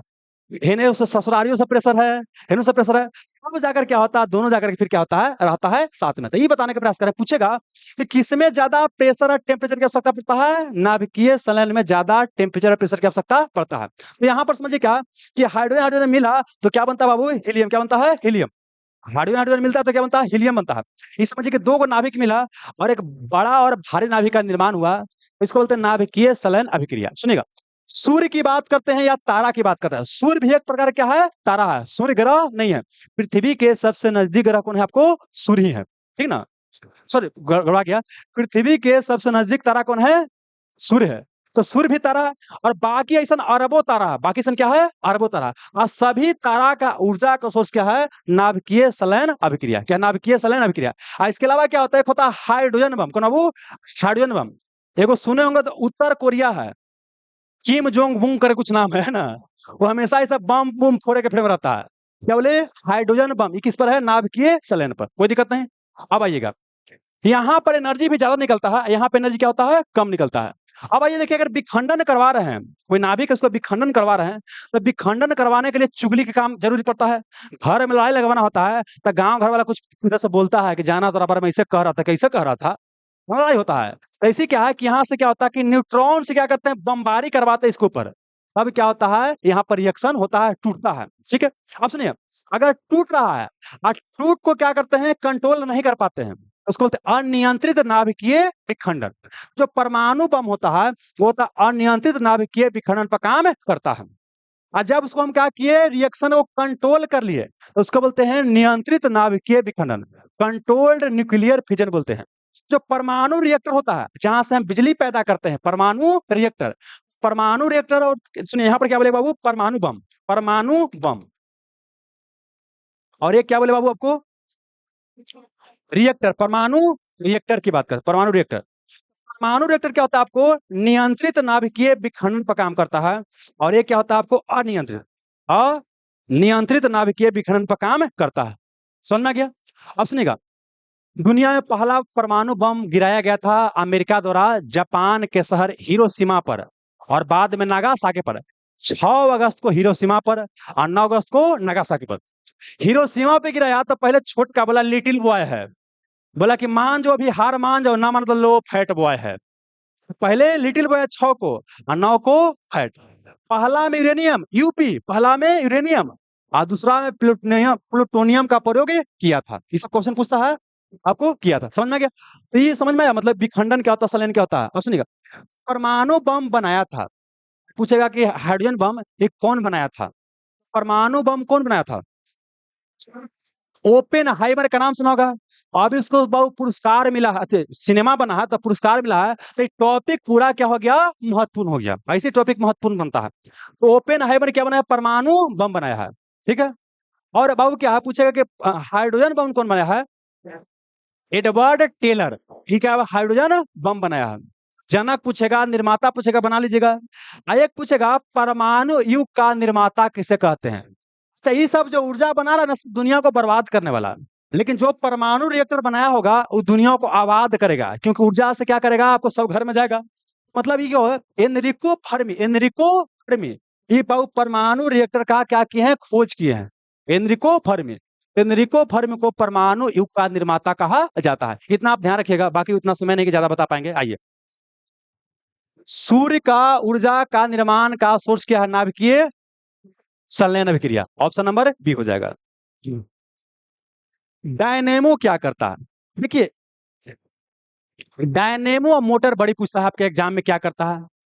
देखिए डायनेमो क्या, एक होता है मोटर, जो पंखा चल रहा है ना, पंखा पंखा के अंदर मोटर क्या होता है, मोटर मशीन को चलाता है मोटर। मोटर क्या करता है कि ना से तार में जाएगा, करंट जाएगा, करंट को क्या करेगा, मशीन को चलाएगा। मतलब क्या होगा, इलेक्ट्रिकल एनर्जी को क्या किया, मैकेनिकल में चेंज किया, विद्युत को यांत्रिक ऊर्जा में चेंज किया। कौन चेंज किया बाबू, मोटर किया। ऐसी का उल्टा कौन होता है, डायनेमो। डायनेमो पूछेगा या जनरेटर पूछेगा, दोनों एक ही बात है। डायनेमो या जनरेटर क्या करता है, यांत्रिक ऊर्जा को क्या करता है, विद्युत ऊर्जा में कन्वर्ट करता है। जैसे बाबू क्या होता है, आप गाड़ी उड़ी चालू करते हैं ना, समझिए कि मशीन उसमें चाबी लगाएं तो मशीन का ऊर्जा क्या होगा, आपको जाकर के बॉल चालू करेगा। तो मतलब डायनेमो क्या करता है कि आंतरिक ऊर्जा को किसमें कन्वर्ट किया है, विद्युत ऊर्जा में। तो डायनेमो का आज जनरेटर का सेम काम है, ठीक ना। बाकी ऐसा कई सारा आपको बता दिया गया ऑलरेडी, ज्यादा समय नहीं लेंगे। तो आंसर क्या हो जाएगा, डायनेमो बाबू। यांत्रिक को विद्युत ऊर्जा में कन्वर्ट किया जाता है ना। चलिए, प्रकाश वोल्टीय सेल, प्रकाश वोल्टीय सेल क्या होता है, मतलब क्या है कि प्रकाश वोल्टीय सेल मतलब सब बोल सकते हैं, सोलर प्लेट की तरह का बोल सकते हैं। तो यह क्या करता है, अच्छा सॉरी, ये प्रकाश वोल्टीय सेल के प्रयोग से सौर ऊर्जा का रूपांतरण किसमें होता है। तो सौर ऊर्जा क्या होता है, वहां पाएगा, वहां पर एक तार निकालेंगे, तार को फिर क्या ले जाते हैं, बैटरी वगैरह में लेकर के जाते हैं, ठीक ना। तो मतलब बोलेंगे तार में जैसे ऊर्जा आ गया, कौन ऊर्जा बन गया, इलेक्ट्रिकल बन गया। तो सोलर ऊर्जा, प्रकाश मतलब क्या हो गया, सोलर ऊर्जा। सोलर ऊर्जा को किस में कन्वर्ट कर देंगे, इलेक्ट्रिकल में कन्वर्ट कर दिया जाएगा। तो आंसर क्या हो जाएगा इसमें बाबू, विद्युत ऊर्जा, है ना। अगला है कि जब हम रबड़ के गद्दे वाला सीट पर बैठते हैं तो उसके आकार में परिवर्तन हो रहा है। देखिए आकार में, स्थिति में ये सब चेंज होता है, तो सब क्या होता है आपका बाबू, स्थिति क्या होता है, स्थिति ऊर्जा। तो यहाँ पर क्या होगा, गद्दा पर बैठेंगे, उसका आकार चेंज करेगा तो क्या हो जाएगा, स्थिति ऊर्जा हो जाएगा। स्वचालित कलाई घड़ी में, मतलब ऑटोमेटिक जो हैंड वॉच होता है, ये होता है किस पर काम करता है, तो इसमें देखिए कोई बैटरी उटरी नहीं होता, उसके अंदर एक रोटर होता है। और उसके अंदर क्या होता है, रोटर क्या करता है, घड़ी पहनिएगा, घड़ी का जो बाबू क्या, जो इसमें हरकत आएगा, कोई भी इसमें ओपन होगा, यह क्या करेगा, रोटर को एनर्जी देगा, और रोटर क्या करेगा, उसका स्प्रिंग में एनर्जी को भर देगा, है ना। और एक बार अपना हो गया तो 24 घंटा 48 घंटा तक चल सकता है। 3 4 5 मतलब एक सप्ताह तक पहनना छोड़ दीजिएगा तो फिर क्या होता है, वो बंद हो जाता है, ठीक है ना। तो यहाँ पर क्या हो जाएगा, हमारे हाथ के विभिन्न संचालन से या कंपन से क्या होता है, आपको स्वचालित क्या होता है, कलाई घड़ी चलता है। इसके अंदर बैटरी होता है, इसके अंदर बैटरी आपको नहीं होता है। क्या वो द्रव, क्या वो, नहीं आपको यही बनाना, हमारे हाथ के विभिन्न कंपन से। अगला पूछा गया कि एक कण का द्रव्यमान m है और संवेग क्या है, p है, इसका गतिज वेग क्या होता है। तो सुनिए, ये दो फॉर्मूला आपको हमेशा याद रखना। काइनेटिक एनर्जी बराबर होता है एक बाबू half M V square, half M V square. एक याद करना, काइनेटिक एनर्जी बराबर P square by 2m, P square by 2m, जहां p क्या है, संवेग है। p क्या है, संवेग। p बराबर होता है m into V, mass into velocity. p बराबर क्या हो गया, m v हो गया, ठीक है। अब देखिए ये हो गया, तो मतलब यहाँ बोलिएगा खाली फार्मूले सिंपल पूछ रहा है, क्या हो जाएगा, पी स्क्वायर बटे 2m हो जाएगा। लेकिन जानते हैं अब क्या क्वेश्चन पूछेगा कि वेलोसिटी को बढ़ाएंगे तो क्या होगा, काइनेटिक एनर्जी। उसी को ऐसे पूछेगा कि संवेग को बढ़ाएंगे तो क्या होगा। तो सामना सामने को बोलते हैं डायरेक्टली प्रोपोर्शनल, ई बढ़ेगा तो भी बढ़ेगा, आई घटेगा तो भी घटेगा। अगर इसको दोगुना करेंगे तो दो दूनी 4, मतलब समझिए जो काइनेटिक एनर्जी में हो रहा था वो भी क्या होगा, यहाँ पर आपको होगा, है ना। चलिए, अच्छा ये क्वेश्चन बाबू क्या है कि समझाते हैं, थोड़ा सा गड़वा गया क्या, इस सब जगह गुना गड़वा गया है। मेन फाइल में गुना था, जब कॉपी करके सो जब क्वेश्चन तैयार किया जा रहा था वहां खत्म हो गया, अब ध्यान नहीं रहा, ठीक है ना। आइए, तो फिर क्या होता है, 1 ग्राम द्रव्यमान ऊर्जा के समतुल्य, अब तो बनाइए, अब तो बनना चाहिए। देखिए एक होता है बाबू क्या, E बराबर mc स्क्वायर, इसको बोलते हैं एनर्जी मास इक्विवेलेंस, एनर्जी मास इक्विवेलेंस बोलते हैं। या द्रव्यमान ऊर्जा संबंध बोलते हैं। इसका खोज कौन किया? आइंस्टीन। कौन किया? आइंस्टीन। ये भी पूछेगा इसका खोज कौन किया? आइंस्टीन। हालांकि आपका बिहार द्रोह एग्जाम का एक फेवरेट क्वेश्चन है कि आइंस्टीन को नोबेल प्राइज किसके लिए मिला था? और ऑप्शन में रहेगा द्रव्यमान ऊर्जा संबंध, एक रहेगा फोटो इलेक्ट्रिक इफेक्ट। सही आंसर नहीं होगा, photo electric effect. Photo electric effect, प्रकाश वैद्युत प्रभाव के लिए 1921 में उनको नोबेल प्राइज दिया गया था। ये भी पीएससी में भी क्वेश्चन पूछा जा चुका है, 64 में पूछ ले है, और बिहार दरोगा में क्या है 2 बार क्वेश्चन आपको पूछे हुए हैं। ठीक है, आइए। एनर्जी मास इक्विवेलेंस हो गया, तो समझिए क्या पी का मतलब है एनर्जी है, एम का मतलब क्या हो गया? मास, द्रव्यमान हो गया वस्तु का, 80 का मतलब क्या हो गया? Velocity of light in vacuum, निर्वात में प्रकाश की चाल। यह बोलता है ऊर्जा, यहाँ पर एक होता है ऊर्जा संरक्षण का सिद्धांत, एक होता है संवेग संरक्षण का सिद्धांत, एक होता है क्या आपको द्रव्यमान संरक्षण क्या होता है आपको सिद्धांत होता है। तो ये क्या बोलता है? ऊर्जा को मास में कन्वर्ट किया जा सकता है, मास को ऊर्जा में कन्वर्ट किया जा सकता है। तो यहाँ बोलता है कि 1 ग्राम के वस्तु है उसके अंदर कितना ऊर्जा होगा। तो उसको बनाने के लिए क्या है कि हम 1 ग्राम कर देंगे बाबू, कर लिए। अब बोलता है velocity of light in vacuum, तो 3 इंटू 10⁸ मीटर पर सेकंड होता है बाबू ना। अब देखिए यहाँ पर स्क्वायर करेंगे नहीं करेंगे? करेंगे, क्योंकि यहाँ सी क्या है? स्क्वायर कर रहा है। तो यहाँ पर 1 ग्राम के, अच्छा देखिए यहाँ पर 1 ग्राम है और यह मीटर पर सेकंड ले रहे हैं, ये एसआई मात्रक ले रहे हैं, तो इसको भी एसआई मात्रक में बदलना पड़ेगा। तो ये बाबू 1 ग्राम को क्या करें? 1000 से भागा देंगे, तब 1 केजी बन जाएगा। और यहाँ पे क्या होगा? 3 तिहाई 9 हो गया। देखिए यहाँ पर स्क्वायर क्या होता है? गुना, मतलब यहाँ पर क्या हो जाएगा? गुना हो जाएगा। 8 दूनी 16, तो क्या हो जाएगा? 16 हो जाएगा। अब सुनिएगा, इसको हम लिख सकते हैं बाबू 9 इंटू 10 के पावर क्या बाबू? 16 बटे 10 के पावर 3, 1 2 3 हो गया ना। क्या वो 8 दूनी 16 हो जाएगा। क्या वो? अच्छा अच्छा अच्छा अच्छा, भावना समझिएगा, है ना? लिखे लिखे पर ध्यान मत दीजिए, है ना? भावना समझिएगा। अब यहाँ पर 10 का उत्तीर्ण हो गया। अब जानते हैं तो क्या होता है कि यहाँ ये जब ऊपर जाता है भागा में तो ये घटता है, और गुना में क्या होता है? जुड़ता है।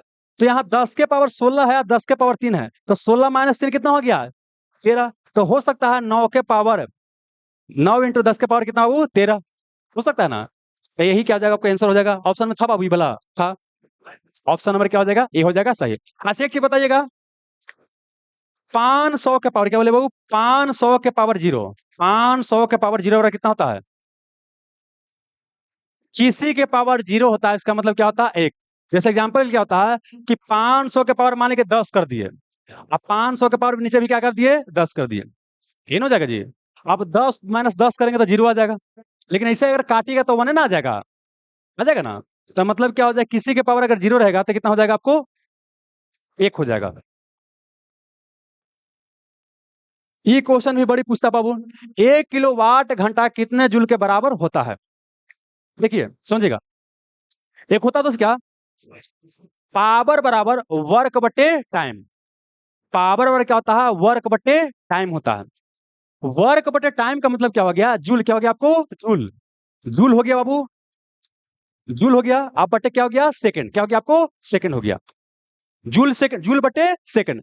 यही जूल बटे सेकंड को क्या कहते हैं? वाट। क्या कहते हैं आपको? वाट कहते हैं। क्या कहते हैं? वाट कहते हैं। आप सुनिएगा, अगर आपको वाट रहे, चाहे वाट रहे, चाहे किलो वाट रहे, चाहे मेगावाट रहे, चाहे टेरावाट रहे, सब किसका मात्रक है? शक्ति का। किसका है? शक्ति का मात्रक। लेकिन इसी में समझिएगा, अगर बाबू क्या है कि जूल को एग्जाम रह देते हैं, और यहाँ पावर मतलब क्या हो गया? वाट। अब वाट इंटू सेकंड, मतलब ये हो गया कि अगर वाट को बाबू क्या करते हैं? समय से गुना करते हैं तो ऊर्जा के मात्रक हो जाता है। तो अगर हम बोलेंगे वाट सेकंड या वाट आवर या किलोवाट आवर, ये सब किसका मात्रक हो गया? ऊर्जा का। वाट, किलोवाट, मेगावाट किसका मात्रक हो गया? शक्ति का। Watt second, watt hour, kilowatt hour क्या हो गया आपको? ऊर्जा का मात्रक हो गया। अब बोलता है कि 1 किलोवाट घंटा आवर कितना होता है? मतलब 1 किलोवाट आवर बराबर कितना होता है? तो यहाँ पर 1 किलोवाट आवर, 1 किलो में कितना हो जाएगा बताइए? 1000 हो जाएगा, है ना। अब वाट को वाटे रह देते हैं, और क्या हो गया? घंटा में कितना सेकंड होता है? 3600 सेकंड होता है। तब 36 इंटू कितना? 10 के पावर 5 कर देंगे बाबू। 36 10 के पावर 5 क्या हो गया आपको? क्या हो गया आपको? जूल हो गया। अब सुनिएगा, यहाँ पर क्या है कि जब इधर अभी समझिए 36.0 होगा, 36 मतलब 36.0 है। जब हेने हम पॉइंट लेकर के आते हैं तो एकरा पर घात क्या होता है, बढ़ता है। तो यहाँ पर अगर हम 3.6 कहेंगे तो 10 के ऊपर क्या हो जाएगा, 6 हो जाएगा। कोई चीज जब न्यूमेरिकल लिखते हैं तो उसको क्या करते हैं, दशमलव का फॉर्म लिखा जाता है या स्टैंडर्ड फॉर्म होता है। जैसे आने के लिए तो स्कूल कॉलेज में कैसे चल जा सकते हैं, लेकिन स्कूल में देखते हैं प्रॉपर क्या होता है, ड्रेस होता है। जैसे क्या होता है, नंबर लिखने का क्या होता है, कोड होता है। तो यहाँ पर ई क्या हो जाएगा, आपको आंसर हो जाएगा, है ना। तो मतलब कि यहाँ ये हो गया कि 1 किलोवाट घंटा कितने जूल के बराबर हो जाएगा। तो आंसर क्या हो जाएगा, 3.6 इंटू 10 के पावर वो ई हो जाएगा आंसर, है ना। चलिए, 1 न्यूटन मीटर किसके बराबर होता है बाबू, क्या बोले, 1 newton metre, force into displacement, ये ना, फोर्स इंटू डिस्प्लेसमेंट। तो ये फार्मूला होता है वर्क का फार्मूला, फोर्स इंटू डिस्प्लेसमेंट बाबू। तो इसका न्यूटन मीटर हो सकता है। तो 1 न्यूटन मीटर बोल रहे हैं, यहाँ 1 बोल सकते हैं, इधर बोल सकते हैं 1 जूल बोल सकते हैं। आंसर क्या हो जाएगा आपको, 1 जूल के बराबर हो जाएगा ना। ऑप्शन नंबर क्या हो जाएगा आपको, बी हो जाएगा। न्यूटन किसका मात्रक होता है, बल का। अब वाट किसका, चलिए ठीक है। बोलता है किसी गतिशील पिंड का वेग आधा करेंगे तो उसका गतिज ऊर्जा क्या हो जाएगा। यही आ गया वो कि काइनेटिक एनर्जी बराबर हाफ एम वी स्क्वायर। इसको हाफ कीजिएगा तो हाफ कीजिएगा तो कितना हो जाएगा, 1/4, मतलब क्या हो जाएगा आपको, चौथाई हो जाएगा। ई बनाइए, यदि 500 जूल कार्य करने में किसी मशीन को 5 सेकंड लगता है तो उसका शक्ति क्या होगा। तो शक्ति क्या होता है, पावर बराबर W/T। पावर और क्या होता है, वर्क बटे टाइम। अब देखिए अगर वाट बोलेंगे तो बड़का W से बोलते हैं, वाट क्या होता है, बड़का W। वो जेम्स वाट के सम्मान में वाट रखा गया। हम छोटका W लिखेंगे तो समझिए क्या है, वर्क है। तो यहाँ क्या हो गया, पावर बराबर वर्क बटे टाइम। देखिए दो चीज समझिएगा, एक होता है एनर्जी बराबर work, efficiency of doing work is equal energy. कार्य करने की क्षमता को बोलते हैं ऊर्जा।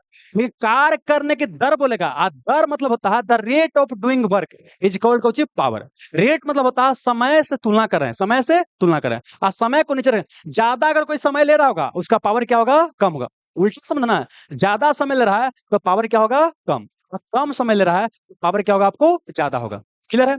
अब बोलता है कि 500 जूल कार्य कर रहे हैं तो किसी मशीन को 5 सेकंड लगता है, उसका पावर क्या है, सिंपल है बाबू, P बराबर W/T करेंगे तो कीजिए बाबू, 500 करेंगे बाबू, अब बटे क्या करेंगे, 5 करेंगे, कर देंगे ना। अब क्या हो गया, 100 क्या हो गया आपको, 100 वाट हो गया, 100 वाट हो गया। तो आंसर अगर 100 वाट रहता तो 100 बना लेते, लेकिन आंसर 100 वाट आपको नहीं है। यहाँ पर क्या है, किलो वाट में है। तो किलो वाट में बदलने के लिए 1000 से डिवाइड करना पड़ेगा। तो हम क्या किए हैं, 1000 से क्या किए हैं, डिवाइड कर दिए। अब क्या गया, ये किलो वाट आ गया।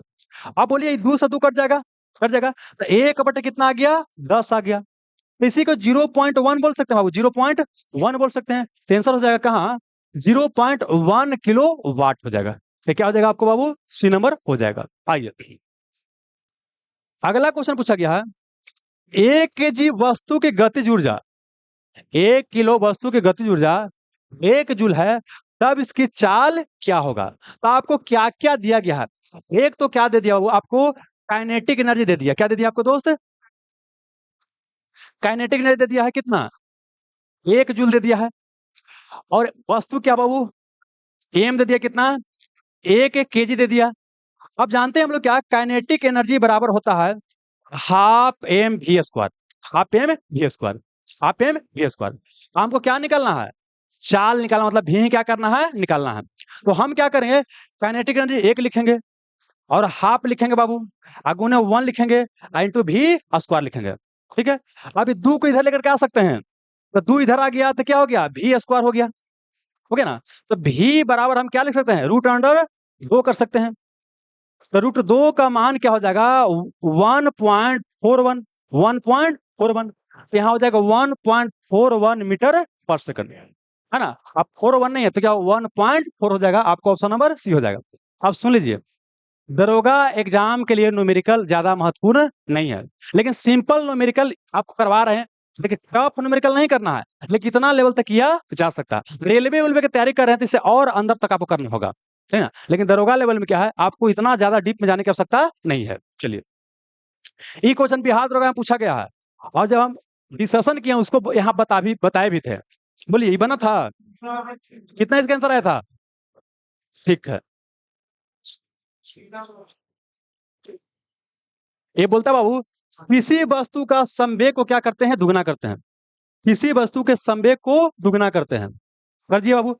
हम काइनेटिक एनर्जी बराबर जानते हैं कि होता है पी स्क्वायर बटे 2m होता है, पी स्क्वायर बाई 2m होता है। अब क्या काइनेटिक एनर्जी को क्या करता है, सॉरी, संवेग को दुगना करेंगे। संवेग को दुगना करेंगे तो मान लेते क्या है, दुगना कीजिएगा, समझिए क्या हो गया, दो दूनी 4, तो क्या हो जाएगा, नया नया काइनेटिक एनर्जी की हम बात करते हैं तो कितना हो जाएगा, दो दूनी 4 पी स्क्वायर बाई 2m हो जाएगा ना जी। अब क्या करते हैं कि कितना प्रतिशत की वृद्धि हो रहा है, तो प्रतिशत वृद्धि बराबर वृद्धि गुने 100 अब बटे ओरिजिनल, ये नहीं करेंगे।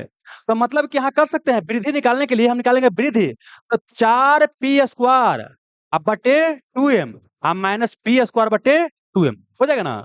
तो ऐसा हम करें कि पी स्क्वायर बाई 2m दिखाई दे रहा है, तो गुना भागा में करने में दिक्कत होगा, तो उसको हम मान लेते हैं एल मान लेते हैं, कुछ मान लीजिए, कुछ हो मान लीजिए। तो पी स्क्वायर बाई 2m क्या मान लेते हैं बाबू, एल, एल मान ले बाबू, समझने के लिए एल मान लेते हैं। तो यहाँ पर क्या हो जाएगा समझिएगा,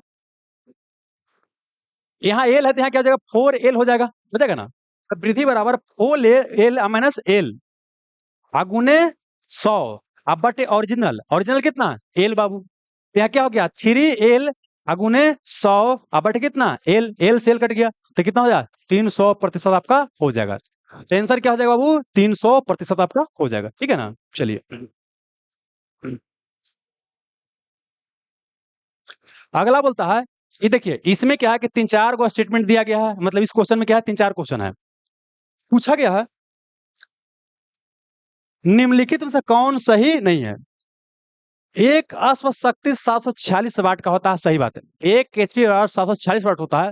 बड़ा बड़ा मशीन का जो आपका बोल सकते हैं कि पावर होता है उसको एचपी में लेते हैं, आते हैं वाट आवर ऊर्जा की इकाई होता है। ये तो सही हो गया ना, वाट आवर क्या बोले कि वाट किलोवाट मेगावाट सब शक्ति का मात्रक है, समय से गुना करेंगे तो ऊर्जा हो जाएगा, तो वाट आवर ऊर्जा का है, सही है। अब आते हैं शक्ति सदिश राशि होता है, देखिए कार बोले ऊर्जा बोले शक्ति बोले ये सब क्या आपको अदिश राशि है, स्केलर क्वांटिटी है, तो ये क्या हो गया आपको गलती है, आपको गलती है काटा, कौन सही नहीं है, तो ये आपका सही नहीं है। अब बाकी एक और क्वेश्चन है, कोयला रासायनिक ऊर्जा को उष्मा ऊर्जा में परिवर्तन करता है। हाँ, कोयला क्या है बाबू, कोयला अंदर से निकालते हैं तो कोयला की तरह क्या है, केमिकल है, रसायन है, और रसायन को क्या करते हैं आपको उसमें ऊर्जा में परिवर्तन होता है, सही है। आप जानते हैं ये क्या था, वर्क पावर एनर्जी से क्वेश्चन। अब क्या है, इन्वायरमेंट का भी आपको टॉपिक दिया गया था, तो अब क्या इन्वायरमेंट से यहाँ कई सारा क्वेश्चन आपको पूछा गया है। निम्नलिखित में से कौन सा है ग्रीन हाउस गैस नहीं है। ग्रीन हाउस गैस क्या होता है, वैसी गैस है जो सूर्य की रोशनी को अवशोषित करता है, पृथ्वी के तापक्रम को बढ़ाता है, ऐसे गैस को ग्रीन हाउस गैस कहा जाता है। क्या कहते हैं, ग्रीन हाउस गैस कहते हैं। अब क्योटो प्रोटोकॉल का संबंध है ग्रीन हाउस गैस के एमिशन से, क्योटो प्रोटोकॉल का। तो देखिए क्या होता है, ऐसे सुनेगा, पृथ्वी पर क्या है अलग अलग गैस है, उसी में क्या है कि जानते हैं कि नाइट्रोजन कितना है 78% है, ऑक्सीजन कितना है लगभग 21% है बाबू, और ऑर्गन कितना है 0.93%, और एक बाबू कार्बन डाइऑक्साइड कितना 0.03%। ये बहुत महत्वपूर्ण है, सबसे ज्यादा आंकड़ा कौन है, यही महत्वपूर्ण है। देखिए अगर बाबू क्या है पृथ्वी पर ग्रीन हाउस गैस वगैरह अगर नहीं रहता तो सूर्य की रोशनी को नहीं खींचता, तो पृथ्वी का तापक्रम नेगेटिव में चला जाता, नेगेटिव में, और वो कितना चला था -18 तक। अब ऐसा नेगेटिव टेम्परेचर में जीवन संभव नहीं था। अब क्या है कि हमारे यहाँ क्या कार्बन डाइऑक्साइड के साथ कई सारा ग्रीन हाउस गैस है जो सूर्य की रोशनी को खींचता है और पृथ्वी के टेम्परेचर को बढ़ाता है ना। तो अभी पृथ्वी का औसत तापक्रम कितना है 15 डिग्री सेल्सियस है, इतना रहेगा तो कोई दिक्कत नहीं, लेकिन आप समझे 0.3 की जगह समझिए कितना हो रहा है 3%, समझने के लिए ज्यादा मात्रा में सूर्य की रोशनी क्या करेगा खींचेगा। अब सब निकल कहां से रहा है, धरती के अंदर कहा कोयला है, कोयला को जला रहे हैं, पेड़ पौधा को काट रहे हैं, पेड़ पौधा कार्बन क्या करता है एब्जॉर्ब करता है, उसको काट रहे हैं। समुद्र वगैरह, ओशियन वगैरह हो गया, उसके अंदर क्या है, कार्बन है। आप सुनिएगा, ये क्वेश्चन बाबू यूपीएससी 2020 में पूछा गया है। जो समुद्र के अंदर जो कार्बन स्टोर होता है उसे बोलते हैं कौन सी, ब्लू कार्बन। समुद्र का रंग नीला, तो समुद्र के अंदर कार्बन तो क्या हो गया, ब्लू हो गया। अब पेड़ पौधा के अंदर जो कार्बन स्टोर है वो क्या हो गया, आपको ग्रीन कार्बन हो गया। और सब कार्बन बाहर निकल रहा है, जला रहे हैं, तो और ज्यादा मात्रा में क्या होगा, बढ़ेगा। ज्यादा मात्रा में बढ़ेगा तो और ज्यादा मात्रा सूर्य की रोशनी क्या करेगा, खींचेगा। और सूर्य की रोशनी खींचेगा अब पृथ्वी के तापक्रम को बढ़ाएगा, तो इसे बोलते हैं ग्लोबल वार्मिंग। पृथ्वी के औसत तापक्रम को बढ़ना बोलते हैं ग्लोबल वार्मिंग। और जब ग्लोबल वार्मिंग होगा तो जहां जहां बर्फ है, ग्लेशियर है, सब क्या होगा, पिघलेगा। जब बर्फ और ग्लेशियर क्या होगा, पिघलेगा, तो उसके बाद फिर क्या होगा कि आपको पिघलने के बाद क्या होगा, समुद्र का पानी क्या करेगा, बढ़ाएगा, फिर बाढ़ आएगा, फिर कई तरह के बाढ़ के साथ रोग भी आएगा, है कि नहीं है। कई तरह समस्या, इस सारा समस्या के जरूर करना बाबू आपको ग्रीन हाउस गैस का इमिशन को कम किया जाए, ठीक ना। तो क्या हुआ कि जापान के शहर क्योटो में 1997 में एक बाबू प्रोटोकॉल किया गया, संधि किया गया। हालांकि वो लागू हुआ 2005 में। पूछेगा दोनों कि क्योटो प्रोटोकॉल बाबू किस संबंध है, ग्रीन हाउस गैस का इमिशन। आऊ नहीं रहेगा तो कार्बन का इमिशन, कार्बन का इमिशन भी नहीं रहेगा तो जलवायु परिवर्तन। हालांकि अगर पूछेगा जलवायु परिवर्तन से संबंधित प्रोटोकॉल कौन है, तो मुख्य रूप से पेरिस एग्रीमेंट। क्या हो गया, पेरिस एग्रीमेंट। लेकिन अगर नहीं रहेगा वहां पर कार्बन का उत्सर्जन, तो क्योटो भी आप बना सकते हैं। क्योटो कहाँ है, जापान में। कब संधि हुआ, 1997 में। कब से लागू हुआ, 2005 में। अब आपका काम क्या हो गया, सुनिए। पर्यावरण से संबंधित महत्वपूर्ण प्रोटोकॉल क्या हो गया, याद करना है ना। लेसन में आपको कहीं ना कहीं मिल जाएगा, ठीक ना, आगे चलिएगा। तो क्योटो प्रोटोकॉल किया गया ना, तो यहाँ पर बोला गया कि कौन कौन ग्रीन हाउस गैस है जो नुकसान पहुंचा रहा है। तो सुनेगा, यहाँ बोला कि 6 गो है, हालांकि कई बुक में आपको 7 भी देगा, लेकिन समझिएगा मुख्य रूप से वो बाबू कार्बन डाइऑक्साइड की बात करते हैं, फिर बात करते क्या वो मीथेन की बात करते हैं, नाइट्रस ऑक्साइड की बात करते हैं, है ना। और फिर बात करते हैं पर फ्लोरोकार्बन, हाइड्रोफ्लोरोकार्बन और सल्फर हेक्सा फ्लोराइड। ये सब हो गया क्या, ग्रीन हाउस गैस आपको है। सुनिएगा, वर्तमान में ग्लोबल वार्मिंग सबसे ज्यादा कर कौन रहा है, ई कर रहा है, लेकिन इसका जीवन काल छोटा है, ठीक ना। तब भविष्य में कौन ज्यादा करेगा, ई करेगा। इसको ऐसे समझिएगा, ई क्या है, वो 5 रोटी खा रहा है, लेकिन 10 दिन में खत्म, तो 10 बचे 50 रोटी। मैक्सिमम कितना खा गया, 50 रोटी। ई 1 रोटी खाता है, लेकिन क्या होगा, जियो हजारों साल, माने हजारों साल रहेगा, समझिए। तो कितना रोटी खा जाएगा, कई सारा रोटी खा जाएगा। तो मतलब कि देखिए, अभी ग्लोबल वार्मिंग करने के लिए जिम्मेवार कौन है, कार्बन डाइऑक्साइड मुख्य रूप से। अरे जिम्मेवार सबको ही है, लेकिन बोलेगा मुख्य रूप से, तो कौन हो गया, ये हो गया। लेकिन सबसे अधिक ग्लोबल वार्मिंग पोटेंशियल पूछेगा किसमें है, किसमें है, इसमें है। और एक और समझिएगा, एक होता है fluorinated gas, fluorinated gas. Fluorinated gas मतलब जिसमें क्या हो, फ्लोरीन हो। इसमें आइए बाबू, पर फ्लोरो कार्बन हो गया, क्या हो गया, हाइड्रोफ्लोरोकार्बन हो गया, फिर क्या हो गया, सल्फर हेक्साफ्लोराइड। इस सब में फ्लोरीन है कि नहीं है, है। तो ऐसा गैस का जीवन काल क्या होता है, लंबा होता है। तो ऐसे गैस के पास ग्लोबल वार्मिंग पोटेंशियल क्या होता है, ज्यादा। तो ये सब क्या है, कई बार ये भी क्वेश्चन पूछता है कि निम्नलिखित में से कौन फ्लोरिनेटेड गैस है, आपको नहीं है। तो ये सब क्या हो गया, फ्लोरिनेटेड गैस हो गया। आई सब का ग्लोबल वार्मिंग पोटेंशियल क्या है, अधिक है। आई क्या है, ग्लोबल वार्मिंग ज्यादा कर रहा है, लेकिन इसका पोटेंशियल क्या आपको कम है, कोई दिक्कत नहीं। आई मीथेन के बाद सड़ल गले वाला चीज जहां रहेगा, सड़े गलेगा, सबसे क्या निकलेगा, मीथेन निकलेगा। भैंस मुआ मुआ कर रहा है, खा नाम नाम कर रहा है। धान की बात करते हैं, कहीं पेड़ पौधा हो गया, सड़ गला, धान की खेत सबसे अच्छा, धान की खेत क्या है, सबसे अच्छा एग्जाम्पल है, वहां सड़ता गलता है, तो क्या निकलेगा, मीथेन। गोबर गैस से क्या निकलेगा, मीथेन। नाइट्रस ऑक्साइड की बात करते हैं, इसको लाफिंग गैस भी कहा जाता है ना। बोलते हैं ओए, मैंने आप लोग जो गैस छोड़ते हैं, हार्ट जिसको बोलते हैं, वो क्या हो गया, नाइट्रस ऑक्साइड हो गया ना। अब बाकी सब क्या है, हाइड्रोफ्लोरोकार्बन थोड़ा जान लीजिए, इसके बारे में पूछता है। एक जानते हैं, एक होता है क्लोरोफ्लोरो का, क्लोरोफ्लोरो कार्बन होता है, सीएफसी, क्लोरोफ्लोरो कार्बन। तो एक होता है, जानते हैं, पृथ्वी का वो क्या, समताप मंडल में ओजोन गैस एक लेयर है, वो क्या करता है, सूर्य से आने वाले पराबैंगनी किरणों से क्या करता है, बचाता है, ठीक ना। वो अगर डायरेक्ट आएगा तो हमारे स्किन में पड़ेगा तो त्वचा संबंधी बीमारी पैदा करेगा, कैंसर सब बीमारी पैदा कर सकता है। अब बचाता है। अब उसमें क्या हो गया, छेद हो गया। क्या हो गया, छेद। तो छेद क्यों हो गया, क्योंकि क्लोरीन गैस छेद कर रहा है। क्लोरीन निकल कहां से रहा है, क्लोरोफ्लोरोकार्बन से निकल रहा है। तो बात आया क्या, रह दीजिए। क्या बोले, क्लोरोफ्लोरोकार्बन। क्लोरोफ्लोरोकार्बन हम लोग घर में जो जो एसी हो गया, रेफ्रिजरेटर होता है ना, वहां पर क्या इस्तेमाल करते हैं, क्लोरोफ्लोरोकार्बन। आप समझना क्या, ये जो क्लोरोफ्लोरोकार्बन है, ये क्या है, ग्रीन हाउस गैस नहीं है, लेकिन यह क्या है बाबू, आपको ओजोन परत के लिए हानिकारक है। क्योंकि क्लोरीन इसमें जो होता है, ये हानि पहुंचाता है, क्लोरीन हानि पहुंचाता है। आप सुनिएगा, इसके लिए कहा कि एक संधि किया गया आपको कनाडा का शहर मॉन्ट्रियल में, कनाडा का शहर मॉन्ट्रियल में 16 सितंबर को, 16 सितंबर को किया गया। इसीलिए 16 सितंबर को ओजोन परत संरक्षण दिवस मनाया जाता है। और यहाँ तय किया गया कि अब हम इसका इस्तेमाल ना करेंगे, इसके जगह पर इस्तेमाल करेंगे हाइड्रोफ्लोरोकार्बन का। तो हाइड्रोफ्लोरोकार्बन ओजोन को हानि नहीं पहुंचाता। एक तो समस्या खत्म हो गया, लेकिन एक नया समस्या पैदा हो गया कि क्या है, ग्लोबल वार्मिंग आपको करता है। ये दोनों में तो समझ में आ गया ना। पूछेगा क्लोरोफ्लोरोकार्बन का जगह किसका इस्तेमाल किया जाता है, hydrofluorocarbon. Chlorofluorocarbon green house gas है नहीं है, लेकिन ओजोन परत के लिए हानिकारक है। ये बोलिएगा हाइड्रोफ्लोरोकार्बन, ये ओजोन को नुकसान पहुंचाता है, नहीं पहुंचाता है, लेकिन ये क्या है, ग्रीन हाउस गैस बाबू है। तो ये क्या है, क्योटो प्रोटोकॉल बोलता है कि ये सब क्या है, ग्रीन हाउस गैस है। लेकिन इसके अलावा और भी ग्रीन हाउस होता है। आप वाटर वेपर की बात करते हैं, जलवाष्प, ये भी क्या है, ग्रीन हाउस गैस है ना। आप कार्बन की बात करते हैं, अलग अलग ब्लैक कार्बन, ब्लू कार्बन, ये सब क्या हो गया आपको, ग्रीन हाउस गैस है। मीथेन की बात करते हैं, वो भी क्या होता है यहाँ तक कि ओजोन है, वो भी क्या करता है, काम करता है। ओजोन जब वहां है तब ठीक है, लेकिन ओजोन जब नीचे वाला लेयर में आ गया तो ये क्या करता है, ग्लोबल वार्मिंग आपको करता है ना। आइए, तो बोले निम्नलिखित में कौन ग्रीन हाउस गैस नहीं है, बताओ। मीथेन है कि नहीं है, नाइट्रस ऑक्साइड है, ओजोन है कि नहीं है। सुनिए, क्योटो प्रोटोकॉल के अनुसार बाबू क्या है, नहीं है, लेकिन ओजोन अगर नीचे आ गया तो यह क्या करता है, ग्लोबल वार्मिंग करता है, और ये ग्रीन हाउस गैस आपको है, हो जाएगा।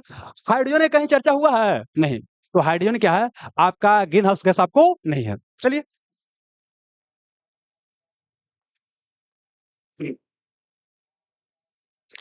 जीवाश्म ईंधन के जलने से क्या होगा।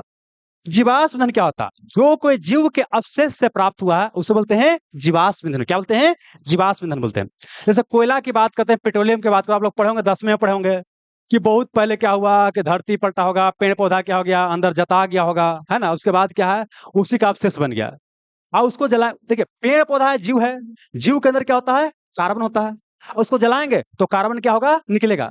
अब कार्बन जब निकलेगा तो ये ग्लोबल वार्मिंग और बढ़ाएगा घटाएगा, बढ़ाएगा। तो यहाँ क्वेश्चन है कि burning of fossil fuels result in, जीवाश्म ईंधन को जलने से क्या होगा, ऑक्सीजन का स्तर बढ़ेगा, नहीं बढ़ेगा। कार्बन डाइऑक्साइड का स्तर क्या होगा, बढ़ेगा। ग्रीन हाउस गैस में कमी आएगा, नहीं आएगा। कार्बन डाइऑक्साइड वगैरह, कार्बन मोनोऑक्साइड वगैरह निकलेगा ना, क्या होगा, और लेकिन ध्यान रखिए, कार्बन डाइऑक्साइड और सुनिएगा, कार्बन मोनोऑक्साइड दोनों में अंतर समझा देते हैं। ठीक है, कार्बन डाइऑक्साइड क्या है, अगर कोई ईंधन को जला रहे हैं, अगर शुरुआती में जलना शुरू किया, धुआं ज्यादा निकल रहा है, तो जहां धुआं धुआं होगा वहां निकलेगा कौन ज्यादा, कार्बन मोनोऑक्साइड निकलेगा, ठीक है ना। और जब क्या बढ़िया से चलना शुरू हो जाएगा तो कार्बन डाइऑक्साइड निकलेगा। एक ही साथ दोनों हो सकता है, हमारे अंदर दोनों गुण होगा, अच्छा गुण खराब गुण दोनों, लेकिन जो ज्यादा रहेगा उसी को बोलेंगे। तो इसी यहाँ पर क्या है, ईंधन का इनकम्प्लीट कंबशन से क्या निकलेगा, कार्बन मोनोऑक्साइड। कंप्लीट कंबशन से क्या, कार्बन डाइऑक्साइड आपको निकलेगा, है ना। अब सुनिएगा, ये है बाबू, इसका प्रकृति पूछेगा तो इसका प्रकृति उदासीन, ये क्या है, न्यूट्रल है। ये देखिए, सी ओ बरोबर बरोबर है तो उदासीन है, बरोबर बरोबर तो क्या हो गया, उदासीन। समझने के लिए, ये क्या होता है, अम्लीय, क्या होता है, अम्लीय होता है। अब सुनिएगा, कार्बन डाइऑक्साइड क्या होता है बाबू ना, कि यह है ग्रीन हाउस गैस, क्या है, ग्रीन हाउस गैस है, लेकिन carbon monoxide green house gas नहीं है। कार्बन डाइऑक्साइड क्या है, ग्रीन हाउस गैस है, लेकिन carbon monoxide green house gas नहीं है। लेकिन अगला समझिएगा, ये बाबू वायु प्रदूषक माना जाता है, कौन, कार्बन मोनोऑक्साइड, लेकिन कार्बन डाइऑक्साइड को वायु प्रदूषक नहीं माना जाता है। क्लियर रखिएगा, इसको वायु प्रदूषक नहीं माना जाता है, और इसको वायु प्रदूषक माना जाता है। और एक और कार्बन मोनोऑक्साइड से क्वेश्चन पूछेगा, हमारा ब्लड में सबसे ज्यादा घुलने वाला गैस कौन है, कार्बन मोनोऑक्साइड। रात को जब गोईठा उठा जला के कोई बूढ़ी बूढ़ी सो जाती है और सवेरे लाश टंग जाता है, होता है ना, देखिए ना। तो यहाँ पर होता क्या है कि रात को सो गई, अब सो गई, अब धुआं धुआं पूरा हो है। अब क्या है कि समझिए, शरीर के अंदर क्या होता है कि कई सारा हमारा सेल है, सेल को एनर्जी चाहिए, एनर्जी के लिए क्या है, ऑक्सीजन चाहिए। ऑक्सीजन क्या करता है, जो खाना खाते हैं वो ग्लूकोज और ग्लाइकोजन के फॉर्म में जमा होता है। ग्लूकोज को ऑक्सीजन तोड़ता है, और तोड़ने के बाद एनर्जी मिलता है। अब ऑक्सीजन से भी ज्यादा घुलनशील कौन हो गया आपका, कार्बन मोनोऑक्साइड। तो ऑक्सीजन की मात्रा कम कर देगा, और कार्बन मोनोऑक्साइड की मात्रा क्या करेगा, बढ़ा देगा, है ना। आई बढ़ा देगा, अब एनर्जी क्या होगा, बनवे नहीं करेगा। जब एनर्जी नहीं बनेगा, सेल मरेगा, और सेल मरेगा तो चिल्लाएगा कि बाबू रे, बाबू, बाबू, मैंने दादी चिल्लाएगी, अब बाबू एकदम फुपकार पर के सुतल है, तो आप नहीं जाइएगा, और वही बीच में आदमी क्या हो जाए, वो मर जाएगा। आप सवेरे रोइएगा कि दादी एक बार बोलते तो हम तुरा तुल दरवाजा खोल ले, बोलता है ना, लेकिन दादी तो खत्म हो गई। तो यहाँ पर बाबू, तो यहाँ पर क्या, ग्रीन हाउस गैस में क्या हो जाएगा, वृद्धि हो जाएगा, कोई दिक्कत नहीं। चलिए, अब आप ये क्वेश्चन देखिए, इस समझ में आया था बाबू? हिंदिया थोड़ा खतरनाक लग रहा था। How human activity has influenced global warming, मतलब मानव के गतिविधि ने कैसे ग्लोबल वार्मिंग को क्या किया है, इन्फ्लुएंस या प्रभावित किया है। आइए, बाय प्लांटिंग मोर ट्रीज, लगता है कि आदमी जितना पहले जंगल था उससे ज्यादा ट्री प्लांट कर रहा है। आदमी प्लांट कहाँ करे, तो आदमी आओ क्या कर रहा है, काट रहा है ना। आइए, by causing changing in gravitational force. अच्छा सुनिए, ग्लोबल वार्मिंग में ग्रेविटेशनल फोर्स में कोई संबंध नहीं है, तो इसको भी छोड़ दीजिए। अब आते हैं, बाय प्रोटेक्टिंग इन्वायरमेंट, क्या इन्वायरमेंट को हम बड़ी बचा रहे हैं, नहीं बचा रहे हैं। अब आइए, by changing the radiative balance governing the earth. अब सुनिएगा, ये भाषा नहीं समझ रहे क्या बोल रहा है, तो ये सब तो आंसर दिखाई नहीं दे रहा है, तो लास्ट में क्या करेंगे, ही बना के आएंगे। अगर मान लेते बाबू, क्या लग रहा है कि ये तो होवे नहीं करेगा, आई वाली तो समझ में नहीं, ये तो बाबू है ही नहीं। अब बच क्या ही, अब हेकरे में लग रहा है ये कौची बोल रहा है, पते नहीं चल रहा है, ठीक ना। और लग रहा है कि यही तो हो ना सकता है। एग्जाम में देखिए, यहाँ बनाना अलग बात है, एग्जाम में बनाना अलग बात है। तब हाँ ना कीजिएगा, ऐसा क्वेश्चन मिलेगा ना, पढ़ला के बाद ऐसे घेर दीजिएगा, और सीधे इसको छोड़ करके आगे निकल जाइएगा, और लास्ट में जब समय बचेगा तब यहाँ पर आइएगा, ठीक ना। बाकी देखिए क्या होता है, इसका मतलब क्या होता है, इरेडिएटिव बैलेंस मतलब क्या होता है, इसको समझा देते हैं। देखिए, ये पृथ्वी हो गया, पृथ्वी हो गया। अब यहाँ सूर्य है, क्या वो सूर्य है, तो सूर्य से क्या होता है, रेडिएशन आता है, इसको बोलते हैं सोलर, क्या बोलते हैं, सोलर रेडिएशन बोलते हैं, सोलर रेडिएशन बोलते हैं, शॉर्ट फॉर्म लिखते हैं। अब देखिए, सोलर रेडिएशन जब आता है ना, तो यहाँ पर कई सारा क्या है, वायुमंडल में गैस है बाबू, तो वो सब आने देता है कि आ जा, क्या आने देता है, आ जा, आ गया। अब यहाँ से पृथ्वी से क्या हुआ, टकराया, टकराएगा तो यहाँ से बाबू क्या होगा, सबको जाने नहीं देगा। ये पृथ्वी से टकराया है, इसको पार्थिव विकिरण क्या बोलते हैं, पार्थिव विकिरण। इसी को बोलते हैं टेरेस्ट्रियल, क्या बोलते हैं, टेरेस्ट्रियल रेडिएशन बोलते हैं, क्या बोलते हैं, पार्थिव विकिरण बोलते हैं। सुनिए क्या बोले, अगर 100 को यहाँ से ऊर्जा आया है ना, 100 को क्या है, 100 को, तो कुछ क्या रह जाएगा, यहीं पर रह जाएगा, और कुछ ऊपर जाएगा। जितना मात्रा में ऊपर जाएगा उसे बोलते हैं एल्बिडो, क्या बोलते हैं, एल्बिडो, एल्बिडो। एल्बिडो क्या होता है कि टकरा के कितना मात्रा में ऊपर जा रहा है। सबसे ज्यादा एल्बिडो पूछेगा तो बर्फ वगैरह होता है ना, बर्फ, ग्लेशियर वगैरह का एल्बिडो क्या होता है, आपको सबसे अधिक होता है। फिर ऑप्शन देगा धान का खेत, फिर देगा बालू वाला, सबसे अधिक किसका हो गया, बर्फ का। और इसमें तीनों चूज करना होगा, तो बर्फ का सबसे अधिक एल्बिडो, मतलब जितना आया उसको जल्दी से फेंकने का प्रयास करेगा। और उसके बाद कहो जी बालू, और उसमें धान का खेत क्या होगा, सबसे कम एल्बिडो होगा। मतलब ये तीनों की बात करते हैं। आइए, तो सुनिए, ये सौर विकिरण आया, तो सौर विकिरण का जो प्रकृति होता है क्या होता है, लघु, क्या होता है, लघु। शॉर्ट है, ट्रेन में घुसना है, ट्रेन रुका, छोटा आदमी कहता घुस जाइएगा, लेकिन अब जब निकलना है एकदम द ग्रेट खेली बनल है, तब निकल पाइएगा नहीं। तो पृथ्वी से जब टकराता है ना, तो ये जब पार्थिव विकिरण होता है, कहता है दीर्घ, क्या हो गया, दीर्घ हो गया। आई आसानी से ऊपर नहीं जा पाता, क्योंकि यहाँ पर जो गैस है ना बाबू, इसको जाने नहीं देता है। मतलब क्या, सौर विकिरण के लिए पृथ्वी का वायुमंडल क्या है, परागम्य है, आने देगा, लेकिन पृथ्वी के विकिरण के लिए आपको परागम्य नहीं है। तो आप समझिए, ज्यादा यहाँ पर एनर्जी बढ़ते जाएगा, तब पृथ्वी क्या होगा, गर्म होगा। तो आप क्वेश्चन पूछेगा, पृथ्वी ज्यादा इस सोलर विकिरण से गर्म हुआ कि ई विकिरण से गर्म होगा, तो ई विकिरण से क्या होगा, ज्यादा गर्म होगा। आईबीपीएससी 67वीं प्री में क्वेश्चन पूछा गया है, पृथ्वी ज्यादा सोलर विकिरण से गर्म होता है कि टेरेस्ट्रियल विकिरण से गर्म होता है, टेरेस्ट्रियल या पार्थिव विकिरण से क्या होता है, वो ज्यादा गर्म होता है। समझे, यही होता है रेडिएंट बैलेंस, कितना आ रहा कितना जा रहा है, कितना आ रहा कितना जा रहा है, ये हो गया। अब देखिए, अब क्या है कि नॉर्मल अपने नेचर में जो चल रहा था चल रहा था, अब आदमी क्या कर रहा है, कोयला जला रहा है, ये जला रहा है, वो जला रहा है ना। तो हम बोल सकते हैं कोयला वोला जलाने क्या कर रहा है कि जो पृथ्वी का जो एनर्जी बजट था, एनर्जी बजट, उसमें क्या कर रहा है, बदलाव कर दे रहा है। मतलब क्या कि जितना एनर्जी आ रहा था और जितना जा रहा था, और इसके अलावा आदमी क्या कर रहा है, कोयला जला रहा है, पेड़ पौधा काट रहा है। तो बाबू क्या है कि ज्यादा मात्रा में क्या है कि हाँ बाबू बोल सकते हैं ग्रीन हाउस गैस क्या कर रहा है, पैदा कर रहा है, ठीक है। इससे क्या हो जा रहा है कि एनर्जी बजट क्या हो जा रहा है, आपको खराब हो जा रहा है। यही वाला जो बता रहे हैं क्वेश्चन, इसी को बोलते हैं रेडिएट, क्या था ऑप्शन में, हाँ, यही वाला क्या बोलते हैं, रेडिएटिव बैलेंस बोलते हैं, क्या बोलते हैं, रेडिएटिंग बैलेंस बोलते हैं, ठीक है ना। तो मतलब कि मनुष्य क्या कर रहा है, बैलेंस को क्या कर दे रहा है, खराब कर दे रहा है। अपना मानव एक्टिविटी से कर रहा है। तो आंसर क्या हो जाएगा आपका? ऑप्शन नंबर हो जाएगा सी हो जाएगा। What is the main reason for melting of ice sheet? क्या कारण है आइस शीट? आइस शीट मतलब होता है बड़ा बड़ा क्या है? ग्लेशियर। जैसे समझिए अंटार्कटिका में ग्लेशियर है, हिमालय पर ग्लेशियर है ना? पामीर का पठार, दुनिया का छत, उसके ऊपर ग्लेशियर है। तो क्या कारण है कि ग्लेशियर क्या हो रहा है? पिघल रहा है। Global warming. ग्लोबल वार्मिंग से क्या है? ग्लेशियर आपको पिघल रहा है। ग्लोबल वार्मिंग का सिंपल मीनिंग होता है पृथ्वी का औसत तापक्रम बढ़ना ही ग्लोबल वार्मिंग कहलाता है। तो बोलिए, इंक्रीजिंग द ऑक्सीजन कंटेंट? नहीं।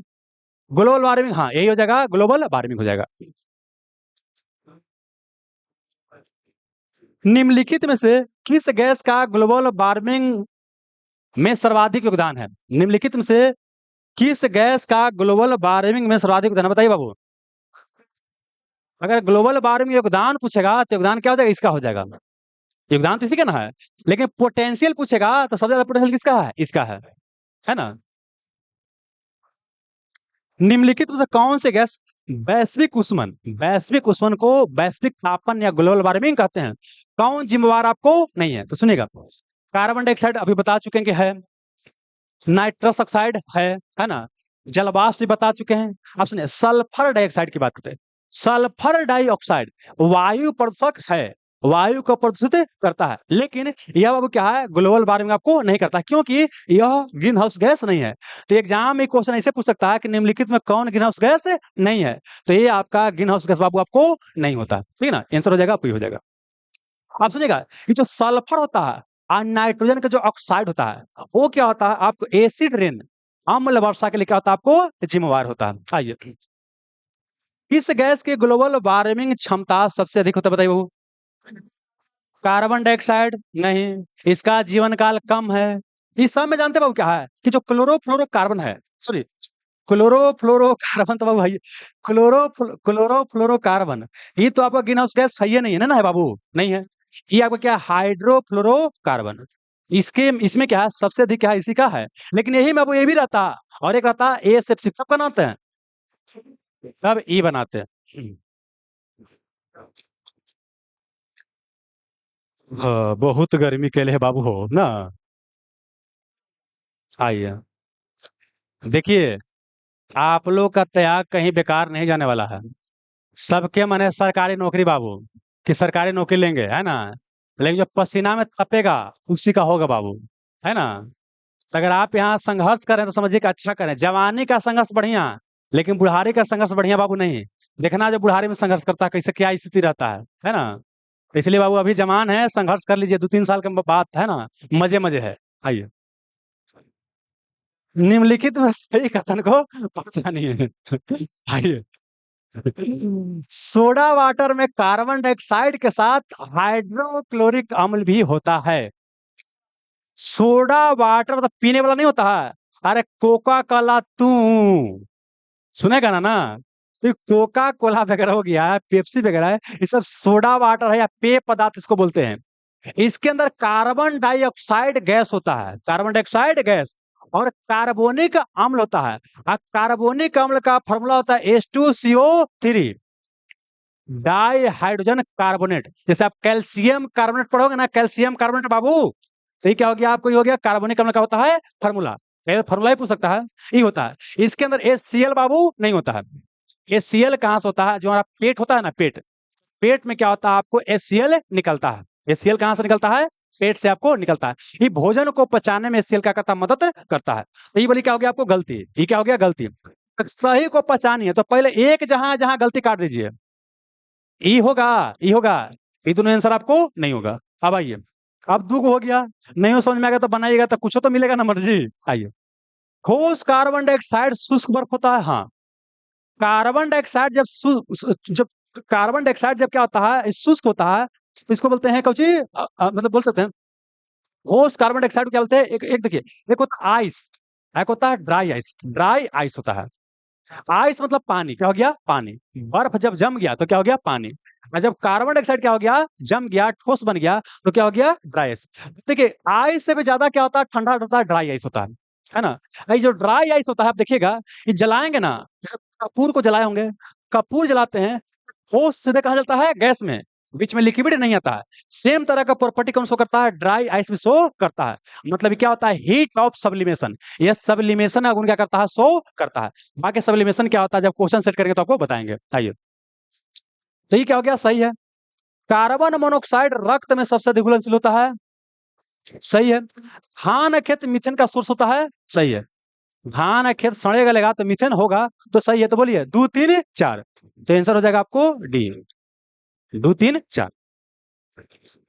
ये क्वेश्चन बीपीएससी, अच्छा बीपीएससी अभी 64 पोस्ट का जो एक्साइज का एग्जाम हुआ है ना दरोगा का, उसमें क्वेश्चन पूछा गया है। राष्ट्रीय प्रदूषण नियंत्रण दिवस कब मनाया जाता है, ये बना हाँ, क्या तारीख को?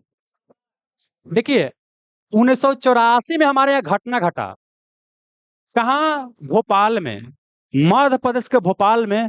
अब भोपाल गैस त्रासदी इसको कहा जाता है। हुआ क्या था कि रात के 2 दिसंबर को 1984 को क्या हुआ कि वो फैक्ट्री था यूनियन कार्बाइड का, उससे क्या हुआ कि methyl isocyanate methyl isocyanate gas क्या हुआ, लीकेज हो गया। तो रात को 2 दिसंबर को रिलीज हुआ था, इसका 3 जैसे मतलब रात को रिलीज हुआ, 3 के क्या हुआ, पूरे इसका प्रभाव खतरनाक हो गया। 2 का हुआ था ना, इसलिए 2 को बोल दिया गया कि हम क्या बनाएंगे, जागरूकता फैलाने के लिए क्या बनाएंगे आपको, अ, हाँ, राष्ट्रीय प्रदूषण नियंत्रण दिवस के तारीख को 2 दिसंबर को। लेकिन क्वेश्चन पूछेगा कि भोपाल गैस त्रासदी कब हुआ था, तो 3 दिसंबर बनाइएगा। अगर मान लें कि 3 दिसंबर ऑप्शन में है ही नहीं है, 2 दिसंबर है, तब तो फिर बनाबे करेंगे। लेकिन अगर दोनों रहेगा, 2 रहेगा तीनों, तब 3 बनाना है, कोई दिक्कत नहीं। तो वही हो गया, तो आंसर क्या हो जाएगा आपको, ये हो जाएगा, है ना। आइए, निम्नलिखित में से कौन सही है बाबू, आइए। भारत का राष्ट्रीय जलीय जीव इरावदी डॉल्फिन है, सही है। कितने सही, डॉल्फिन देख के सही बना लिए होंगे, लेकिन जान के घुसावल है। हमारा राष्ट्रीय जलीय जीव क्या, गंगा डॉल्फिन है। डॉल्फिन जो होता है वो ना, डॉल्फिन गंगा में पाया जाता है, और इरावदी भी। गंगा डॉल्फिन क्या है, फ्रेश वाटर वाला है, इरावदी थोड़ा सा क्या आपको फ्रेश उतना नहीं है। गंगा डॉल्फिन क्या राष्ट्रीय जलीय जीव है। अब प्लास्टा निस्टा गंगेटिक, इसका क्या होता है, वैज्ञानिक नाम होता है ना। सही तो होगी आपको उसकी गलती, पहले एक गलती काटी है ना। कौन सही है, ई सही है, ई सही होगा, ई सही होगा, ल ऐसे पकड़ा गया। तो हम जानते हैं, हम आपको कुछ को चेक करना ही नहीं चाहता, हम खाली यही चेक करना चाहते हैं कि इरावदी डॉल्फिन और गंगा डॉल्फिन आप जानते हैं कि नहीं, है ना। डॉल्फिन के बारे में जान लीजिए कि डॉल्फिन क्या होता है ना, इसको आंख नहीं होता है, मतलब देख नहीं सकता है। ये अल्ट्रासोनिक क्या करता है, तरंग छोड़ता है, और उसी के सारे क्या होता है, आगे चलता है। इसका एक और नाम है सुसु, क्या नाम है, सुसु। सुसु मतलब एक पेशाब करना होता है, एक सुसु मतलब क्या हो गया, गंगा डॉल्फिन हो गया। है, आप सुनिए, आपका एक जगह लिखा था, आपको नोट्स मिला होगा, एक जगह क्या था, वैज्ञानिक नाम, और क्या था, भारत का राष्ट्रीय प्रतीक था, सबको याद करना था। आइए, महात्मा बुद्ध ज्ञान की प्राप्ति बरगद के पेड़ के नीचे हुआ था। ये एग्जाम में हम खुद क्वेश्चन गलती बना के आए हैं। क्या होता है, एक होता है बरगद, बरगद समझिए कैसे होता है, ऐसे टाइप पर। अब पीपल होता है ऐसे, दिल धड़कता ऐसे, है ना। ये क्या हो गया आपको, पीपल। तो पीपल बोलिए या बोधि वृक्ष बोलिए, है ना। यही क्या है, महात्मा गया में है बोध गया, यही के नीचे ज्ञान की प्राप्ति हुआ था, तो पीपल या बोधि वृक्ष। यही बिहार का क्या है, राजकीय क्या है, चिन्ह है ना। अब आते हैं बर या बरगद, बर या बरगद, वो क्या हो गया, वो भारत का क्या हो गया, राष्ट्रीय क्या हो गया, पेड़ हो गया, बर या बरगद, ठीक ना। तो यहाँ पूछा गया है कि महात्मा बुद्ध ज्ञान की प्राप्ति बरगद के नीचे हुआ है, नहीं, किसके नीचे हुआ है, पीपल के नीचे हुआ है, मतलब बोधि। ये गलती न हो गया बाबू, क्या हो गया, गलती हो गया। ये भारत का राष्ट्रीय विरासत पशु बाघ है, नहीं, भारत का राष्ट्रीय पशु क्या हो गया, बाघ है, बाघ है, ठीक ना। अब बाघ को बचाने के लिए प्रोजेक्ट टाइगर 1973 में शुरू किया गया था। और हमारा भारत का क्या है, राष्ट्रीय विरासत पशु, नेशनल हेरिटेज एनिमल क्या है, हाथी है। और हाथी को बचाने के लिए प्रोजेक्ट एलिफेंट शुरू किया गया है 1992 में। आज सुनिएगा, हाथी और बाघ, जानते हैं सब एग्जाम का फेवरेट टॉपिक है। पहले क्या करता है, यूपीएससी में कुछ पूछता है, इन्होंने घुसा का क्वेश्चन, और फिर कहाँ पूछता है, आपको पूछता है, ठीक ना। अभी उसमें डिस्कशन करेंगे, तब बाघ हाथी के बारे में नया जो बुक आ रहा है उसमें बहुत डिटेल जानकारी आपको दिया गया है। उन्हें पूछता है कि हाथी का गर्भधारण पीरियड सबसे क्या होता है, लंबा होता है, हाथी का झुंड का नेतृत्व कौन कर, सब क्वेश्चन आपको पूछता है, ठीक ना। तो ज्यादा समय नहीं है, ज्यादा डिस्कशन नहीं करेंगे। आइए यहाँ पर, तो क्या हो गया, भारत का राष्ट्रीय पशु बाबू गलत हो गया, हाथी है। आइए, निलंबो न्यूसिफेरा गौटन, एक कमल का फूल को बोलते हैं निलंबो न्यूसिफेरा गौटन। तो ये भारत का राष्ट्रीय क्या है? फूल है। भारत का राष्ट्रीय फल क्या है? आम। आम को बोलते हैं मैग्निफेरा इंडिका। तो मतलब दो शब्द तो इसमें गलती हो गया ना। चलिए, अम्ल वर्षा के बारे में दिया गया क्वेश्चन कि अम्ल वर्षा के बारे में क्या सही है। देखिए, एक बाबू क्या होता है, कोई बिलियन है, बिलियन के अम्लीयता क्षारीयता को व्यक्त करने का एक स्केल होता है, उसे पीएच स्केल कहा जाता है। अब पीएच का फुल फॉर्म आपका दोबारा एग्जाम पूछा गया, पीएच का फुल फॉर्म होता है power of hydrogen, power of hydrogen. इसका खोज किया सॉरेंस नामक साइंटिस्ट ने। इसमें रीडिंग होता है 0 से कितना बाबू? 14 तक होता है। बीच में होता है 7 होता है। जिसका पीएच वैल्यू 7 होता है वो होता है न्यूट्रल या उदासीन। जैसे वर्षा जल की बात करते हैं, डिस्टिल वाटर की बात करते हैं, पालर पानी की बात करते हैं। पालर पानी वर्षा पानी को ही कहते हैं। क्वेश्चन दरोगा में पूछा गया है कि पालर पानी क्या होता है? वर्षा जल को पालर पानी कहा जाता है। अब अगर जिसका पीएच क्या है 7 से अधिक हो गया, हो गया बेसिक या क्षारीय। क्या हो गया? बेसिक या क्षारीय। जैसे ब्लड की बात करते 7.4 होता है, क्षारीय हो गया। समुद्र का 8.4 होता है। मिल्क ऑफ मैग्नीशिया का दरोगा में पूछा गया है 10 पॉइंट समथिंग होता है बाबू, है ना। एक क्या हो गया आपको? क्षारीय हो गया। लेकिन अब जिसका पीएच वैल्यू 7 से क्या हो गया? कम हो गया, वो क्या हो गया? अम्लीय। जैसे पेशाब की बात करते हैं, नींबू की बात करते हैं, है ना, और दूध की बात करते हैं, ये सब क्या हो गया? आपको अम्लीय होता है। अब किसका पीएच वैल्यू कितना होता है आपको रटने वाला बाबू, रट लीजिएगा, है ना। आइए सुनिएगा, वर्षा जल ऊपर से नीचे गिर रहा है तो शुद्ध क्या है? शुद्ध। सबसे शुद्ध जल क्या होता है? वर्षा का जल। इसका पीएच कितना है? 7 है। आप आए थे पटना, पढ़े, एकदम बढ़िया लड़का थे, एकदम दरोगा नौकरी लेवे के चक्कर में थे। जैसे आए तो दो चार को लफुआ के चक्कर में पड़ गए हैं, सिगरेट पिए वाला के चक्कर में, है ना। बहुत दिन क्या है, लड़के के पीछे पीछे चलता है, उस चक्कर में पड़ गए हैं। लड़की को भी अपना लड़का के पीछे चक्कर वाला पड़ गए हैं। तब क्या होगा? आप ही बर्बाद हो जाइएगा, है ना। माने आपका उसको बर्बाद करेगा नहीं। तो इसे साथ था। आई बाबू क्या है कि ऐसा के फेर पड़ गया। एक बाबू क्या है, जब पानी नीचे गिरता है ना, तो फैक्ट्री वगैरह से नाइट्रोजन और क्या होता है? सल्फर के ऑक्साइड क्या होता है? निकलता है। और उससे जब ये मिलता है तो इसका पीएच 7 से कम कर दिया, 6 कर दिया, 5 कर दिया, 4 कर दिया, है ना। तो इसको बोलते हैं अम्ल वर्षा, एसिडिक रेन बोलते हैं। आई जब कोई बिल्डिंग पे गिरता है, आपका चेहरा एकदम सुंदर है, इतना सुंदर हूं मैं क्या करूं, सुने ना। हाँ। अब उस चेहरा पर क्या हुआ? कोई तेजाब डाल दिया, सल्फ्यूरिक अम्ल डाल दिया, तो चेहरा सुंदर रहेगा बाबू? नहीं रहेगा।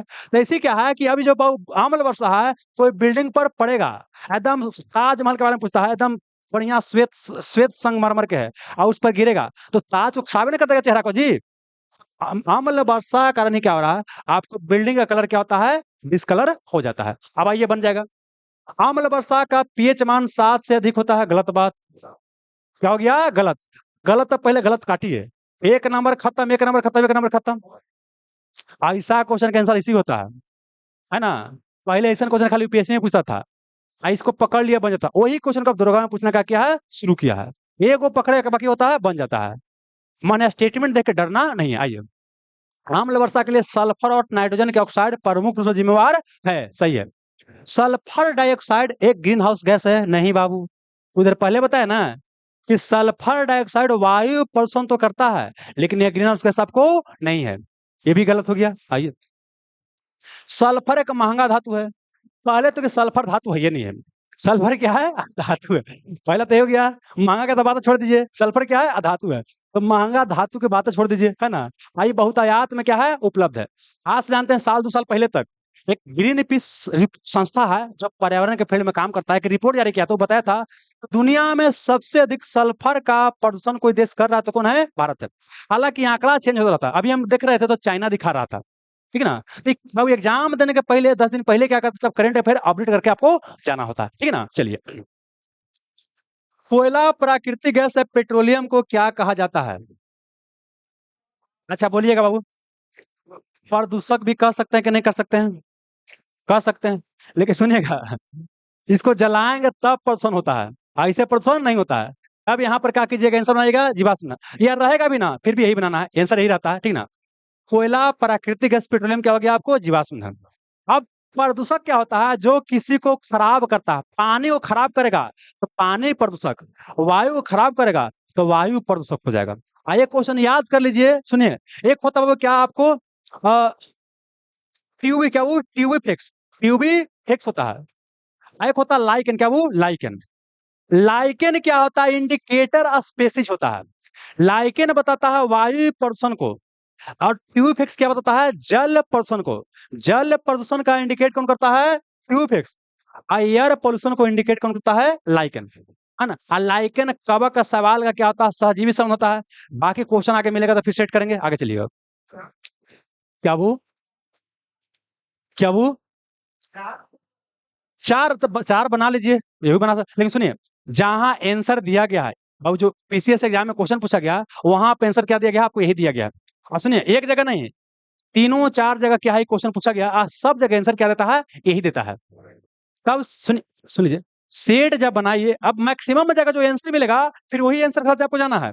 खरखाई नहीं करना तो एग्जाम में घटाना पड़ जाएगा। सुनिए क्या बता रहे हैं, आपको लग रहा है कि एक साथ दिखोगा, हम बोल रहे हैं कि एक साथ दिखोगा, लेकिन सुनिए, जब एग्जाम में सेट बनाते हैं, मैक्सिमम जगह जो आंसर मिलेगा, ऑफिशियल आंसर मिलेगा, वही आंसर के साथ क्या करना आपको? जाना है। तो यहाँ पर क्या वो आंसर देता है? जीवाश्म ईंधन। अब क्या बनाइएगा? जीवाश्म ईंधन ही बनाइएगा, ठीक है ना। चलिए, काला सोना बाबू, पेट्रोलियम और कच्चा तेल को काला सोना क्या कहते हैं? काला सोना कहता है। पेट्रोलियम और कच्चा तेल को काला सोना, क्योंकि सोना का जैसा कि आप बहुमूल्य है। पेट्रोलियम और क्या बोलते हैं बाबू? कोयला की बात नहीं कर रहे हैं, पेट्रोलियम और कच्चा तेल की बात करते हैं, तो काला सोना बोलते हैं क्योंकि महंगा होता है सोना जैसा, इसलिए इसको बोलते हैं। एक बोलता है व्हाइट गोल्ड, क्या बोलता है? व्हाइट गोल्ड, उजला। देखिए, महंगा महंगा धातु से प्लेटिनियम की बात करें, प्लेटिनियम, प्लेटिनियम को बोलते हैं सफेद सोना, लेकिन कपास को भी कहा जाता है सफेद सोना। प्लेटिनियम को भी सफेद सोना बोलते हैं और कपास को भी बोलते हैं सफेद सोना। एग्जाम में जो रहेगा जो बनाइएगा आंसर हो जाएगा, वो आपको जीवाश्म ईंधन हो जाएगा। सही कथन को पहचानिए बाबू। यहाँ पर जानते हैं, जितना क्वेश्चन आपका नोट्स में था उसी को तीन चार को कंपाइल करके क्वेश्चन आपको डाला गया है। बोलता है कि ब्रह्मांड में सबसे अधिक मात्रा में पाए जाने वाला तत्व हीलियम है, नहीं। यहाँ पर समझिएगा, तीन चार क्वेश्चन। अगर पूछेगा ब्रह्मांड में सबसे अधिक कौन पाया जाता है? हाइड्रोजन। अगर पूछेगा कि वायुमंडल में सबसे अधिक कौन बाबू? नाइट्रोजन। अगर पूछेगा कि पृथ्वी के क्रस्ट में तो क्या हो गया? ऑक्सीजन। क्वेश्चन, वायुमंडल क्या, ब्रह्मांड में सबसे अधिक कौन? हाइड्रोजन। और आपको वायुमंडल में नाइट्रोजन, और पृथ्वी के भूपर्पटीय क्रस्ट में ऑक्सीजन सबसे अधिक पाया जाता है ना। अब सुनेगा, ये जो होता है वो क्या बोलते हैं? यहाँ हाइड्रोजन है, इसको बोलते हैं भविष्य का ईंधन। क्या बोलते हैं? भविष्य का ईंधन बोलते हैं, फ्यूल ऑफ द फ्यूचर बोलते हैं। आइए, ब्रह्मांड में सबसे अधिक मात्रा में पाया जाने वाला हीलियम है बाबू, नहीं। पहले इसको गलत काटिए, काट दिया गलत, एक नंबर गलत काटिए, ये नहीं आंसर होगा। आइए, हीलियम को भविष्य का ईंधन कहते हैं, गलत बात। हाइड्रोजन को भविष्य का ईंधन कहा जाता है, तू भी गलत काटिए बाबू, ये भी आंसर नहीं होगा। जब तो कहा आंसर सब सभी होगा, चाइनीज से कोई नहीं। ये तो समझ में आ गया, सभी तो आंसर होगा नहीं, तब आंसर कौन हो जाएगा? आपको ही हो जाएगा, है ना। आइए, नाइट्रोजन पृथ्वी की सतह पर पाए जाने वाला सबसे अधिक मात्रा में तत्व है बाबू। पृथ्वी के सतह मतलब क्रस्ट की हम बात कर रहे हैं, तो यहाँ पर कौन है? ऑक्सीजन। कौन है वो? ऑक्सीजन। तो ये भी गलती हो गया। अब आइए, टेस्ला और टोयोटा पढ़े में एक जैसा लग रहा है, तो गलती होने का संभावना रहेगा, इसलिए साथ साथ दिया गया है। टेस्ला और टोयोटा अमेरिका की प्रसिद्ध कंपनी है, गलत बात। टेस्ला कहाँ के है? अमेरिका का है, एलोन मस्क का नाम सुने होंगे, है ना। और टोयोटा कहाँ के? जापान का। ये भी कारें बनाता है, इलेक्ट्रिकल कार ज्यादा बनाता है। टेस्ला हो गया, क्या हो गया? टोयोटा। ये कहाँ के है? टेस्ला अमेरिका के, टोयोटा कहाँ? जापान के। तो मतलब ये क्या हो जाएगा? इनमें से कोई नहीं हो जाएगा, आपको आंसर हो जाएगा, कोई दिक्कत नहीं, है ना। चलिए, आप जानते हैं बाबू कितना समय हो रहा हो? चलिए, समय नहीं है ना तो बताते, अभी 10 क्वेश्चन और है। क्या वो तो खींचे देंगे। इसे होता है क्या, देखिए क्या होता है, जैसे हम बताते हैं ना, तो कई सारा क्वेश्चन दिमाग में चलित रहता है, लगता है कि छोड़ के जा रहे हैं, यहू पूछता वहू पूछता वहू पूछता, है ना। लेकिन मजबूरी है, 2 घंटा का समय 2.5 घंटे का रहता है, उतने बता सकते हैं जितना बताया जा सकता है ना। तो बाबू 5 क्वेश्चन से क्या कम से कम 2 घंटा डिस्कशन करेंगे, टॉपिक छूटेगा नहीं। जैसे पंचामृत देखे था ना, एक क्वेश्चन को बाबू क्या है, कम से कम 15-20 मिनट मिनिमम डिस्कशन करेंगे तो छूटेगा नहीं। तो उससे हिसाब से क्या हो जाए? 500 मिनट। एक क्वेश्चन के बाद 10 मिनट, तो कितना हो जाएगा? 50 में 5 मिनट। लेकिन जाहिर सी बात है कि हम लोग को प्रैक्टिस भी करना होता है ना। अब बाकी तो सब जानबे करते हैं आप लोग। आइए, किसका मिलान गलत है बाबू? आइए, फुकुशिमा परमाणु एक जगह परमाणु दुर्घटना जितना वो लिख दी है आपको बाबू। तो फुकुशिमा परमाणु दुर्घटना 11 मार्च 2011 को जापान में हुआ था। नहीं बाबू, तो गलती हो गया ना जी। यूक्रेन में हुआ था चेरनोबिल परमाणु दुर्घटना 26 अप्रैल 1986 को, 26 अप्रैल 1986 को। तो ये तो हो गया। आइए, अब विश्व का प्रथम परमाणु आपदा, अमेरिका ने जब हिरोशिमा पर परमाणु बम गिराया था 6 अगस्त को, उसको विश्व का प्रथम परमाणु आपदा कहा जाता है। तो मतलब ये वाला तो होगा नहीं बाबू, है ना? गलती है, आगे चलिए। भोपाल गैस त्रासदी 1986 में नहीं बाबू, भोपाल गैस त्रासदी 1984 में हुआ था, तो ये भी नहीं होगा। आइए, सौर ऊर्जा परंपरागत ऊर्जा सोर्स है। देखिए, ऊर्जा सोर्स आपको पढ़ना है। एक होता है परंपरागत, कन्वेंशनल सोर्स ऑफ एनर्जी, जिसका लंबे समय से यूज कर रहे हैं, कोयला हो गया, गोईठा हो गया, ये सब क्या हो गया, लंबे समय से, है ना? लेकिन ये अपरंपरागत, जिसको हाल फिलहाल 2, 4, 10 साल 20 साल से इस्तेमाल करना शुरू किया है।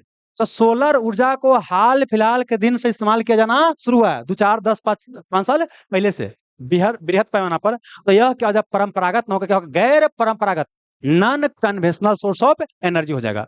तो मतलब कि क्या हो जाएगा, सौर ऊर्जा परंपरागत ऊर्जा सोर्स नहीं है, इसमें सब क्या हो जाएगा, गलती हो जाएगी, इनमें से कोई नहीं।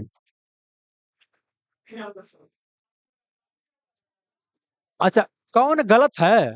आप देखिए, बहुत हिसाब से डाला गया है ऑप्शन है, कौन गलत है, तो इनसे सब क्या है, गलत है ना? निम्नलिखित में से कौन वायु प्रदूषक नहीं माना जाता है? कुछ देर पहले बताएं, कार्बन डाइऑक्साइड को वायु प्रदूषक नहीं मानते हैं, तो यहाँ ऑप्शन में है वो कार्बन मोनोऑक्साइड ही है वायु प्रदूषक, कार्बन डाइऑक्साइड बाबू नहीं है वायु प्रदूषक, तो यही हो जाएगा आंसर। सल्फर डाइऑक्साइड है बाबू। पार्टिकुलेट मैटर होता है पीएम, जो छोटा छोटा क्या होता है, कण होता है ना वायुमंडल में ना, उसी को बोलते हैं पार्टिकुलेट मैटर। इसी को बोलते हैं 2.5 होगा, कहीं देगा PM10 देगा, यह देता है उसका आकार। PM 2.5 मतलब क्या है कि 2.5 माइक्रोन का है, 10 मतलब 10 माइक्रोन को है, ये क्या है, साइज है। पार्टिकुलेट मैटर क्या है, आपको वायु प्रदूषक होता है। आई 60 से 62 बीपीएससी में क्वेश्चन पूछा गया था कि पार्टिकुलेट मैटर के बारे में कुछ पूछा, ध्यान नहीं आ रहा लेकिन पूछा गया था। आइए, क्योटो प्रोटोकॉल का संबंध कार्बन के उत्सर्जन से ही बता दिया गया है, एक क्वेश्चन तो इसी हो गया। और यह किस देश में है बाबू? यह क्या हो गया आपको, जापान में। कहा हो गया आपको, जापान में। अब सुनिएगा, जापान में क्या क्या है जो क्वेश्चन पूछ सकता है, सुन लीजिए बाबू। एक तो क्या हो गया, क्योटो, जो क्वेश्चन पूछेगा। एक क्या होता है आपको, नगोया, क्या वो, नगोया, नगोया प्रोटोकॉल पूछेगा, यहीं पर है। एक पूछता है सेंडाई फ्रेमवर्क, क्या वो, सेंडाई फ्रेमवर्क। एक पूछेगा योकोहामा, योकोहामा। और एक पूछेगा बाबू आपका हिरोशिमा नागासाकी, तो देश का बच्चा बच्चा जानता है बाबू। ये सुनिए, सेंडाई या योकोहामा सम्मेलन का संबंध है आपको प्राकृतिक आपदा, नेचुरल डाइजेस्टर से। और जानते हैं योकोहामा सम्मेलन 1994 में मीटिंग हुआ था, ये क्वेश्चन आपको दरोगा में पूछा जा चुका है, ठीक है ना? और सेंडाई भी उसी से। नगोया क्या है, जेनेटिक रिसोर्स का इक्विटेबल डिस्ट्रीब्यूशन, जेनेटिक रिसोर्स का इक्विटेबल डिस्ट्रीब्यूशन। सही कथन को पहचानिए बाबू। आइए, ओजोन परत क्षरण के लिए हाइड्रोफ्लोरोकार्बन जिम्मेवार है बाबू, नहीं है। क्लोरोफ्लोरोकार्बन जिम्मेवार है ना, तो वो बोला गलत काटिए बाबू, तो पहला क्या हो गया, गलती, गलती, गलती। देख रहे हैं कुछ बाबू, मतलब कि आपको मिल गया आंसर, मतलब कि आंसर क्या हो जाएगा, 5 से बाकी गलतियां ही है। क्लोरोफ्लोरोकार्बन एक ग्रीन हाउस गैस है बाबू, नहीं ना है जी, यह ग्रीन हाउस गैस आपको नहीं है, गलती है। मॉन्ट्रियल रिकॉर्ड का संबंध ओजोन परत के संरक्षण से है, नहीं। मॉन्ट्रियल प्रोटोकॉल का संबंध ओजोन परत के संरक्षण से है। आई मॉन्ट्रियस रिकॉर्ड बाबू है आर्द्र भूमि या वेटलैंड से है। एक रामसर कन्वेंशन, एक मॉन्ट्रियस रिकॉर्ड, दोनों क्या है, आर्द्र भूमि के संरक्षण से है, ठीक ना? और सुनिएगा, ये मॉन्ट्रियस शहर कहाँ है, स्विट्जरलैंड में है। अब मॉन्ट्रियल कहाँ है, कनाडा में है। आइए, पृथ्वी सतह का औसत तापक्रम -18 डिग्री सेल्सियस है, नहीं। ये ग्रीन हाउस गैस नहीं रहता तब इतना टेम्परेचर चला जाता, अभी कितना है, 15 डिग्री सेल्सियस बाबू। कार्बन डाइऑक्साइड की प्रकृति अम्लीय होता है, हाँ बाबू। कार्बन मोनोऑक्साइड क्या हो गया, उदासीन, और कार्बन डाइऑक्साइड क्या हो गया आपको, अम्लीय हो गया। आइए, ई बलि दिवस था बाबू, जनवरी और फरवरी, है ना, ये महत्वपूर्ण दिवस बाबू। जनवरी या फरवरी लिखने के लिए पिटाए हैं कि नहीं स्कूल में? नहीं जी, फरवरी में, लेकिन जल्दी करवाता है जी। आइए, लुई ब्रेल दिवस 4 जनवरी को, सही है। देखिए, ब्रेल लिपि होता है, उस लिपि से क्या होता है कि अंधा आदमी क्या होता है, पढ़ पाने में सक्षम होता है। ये बाबू क्या हो गया, लुई ब्रेल दिवस 4 जनवरी को, सही है।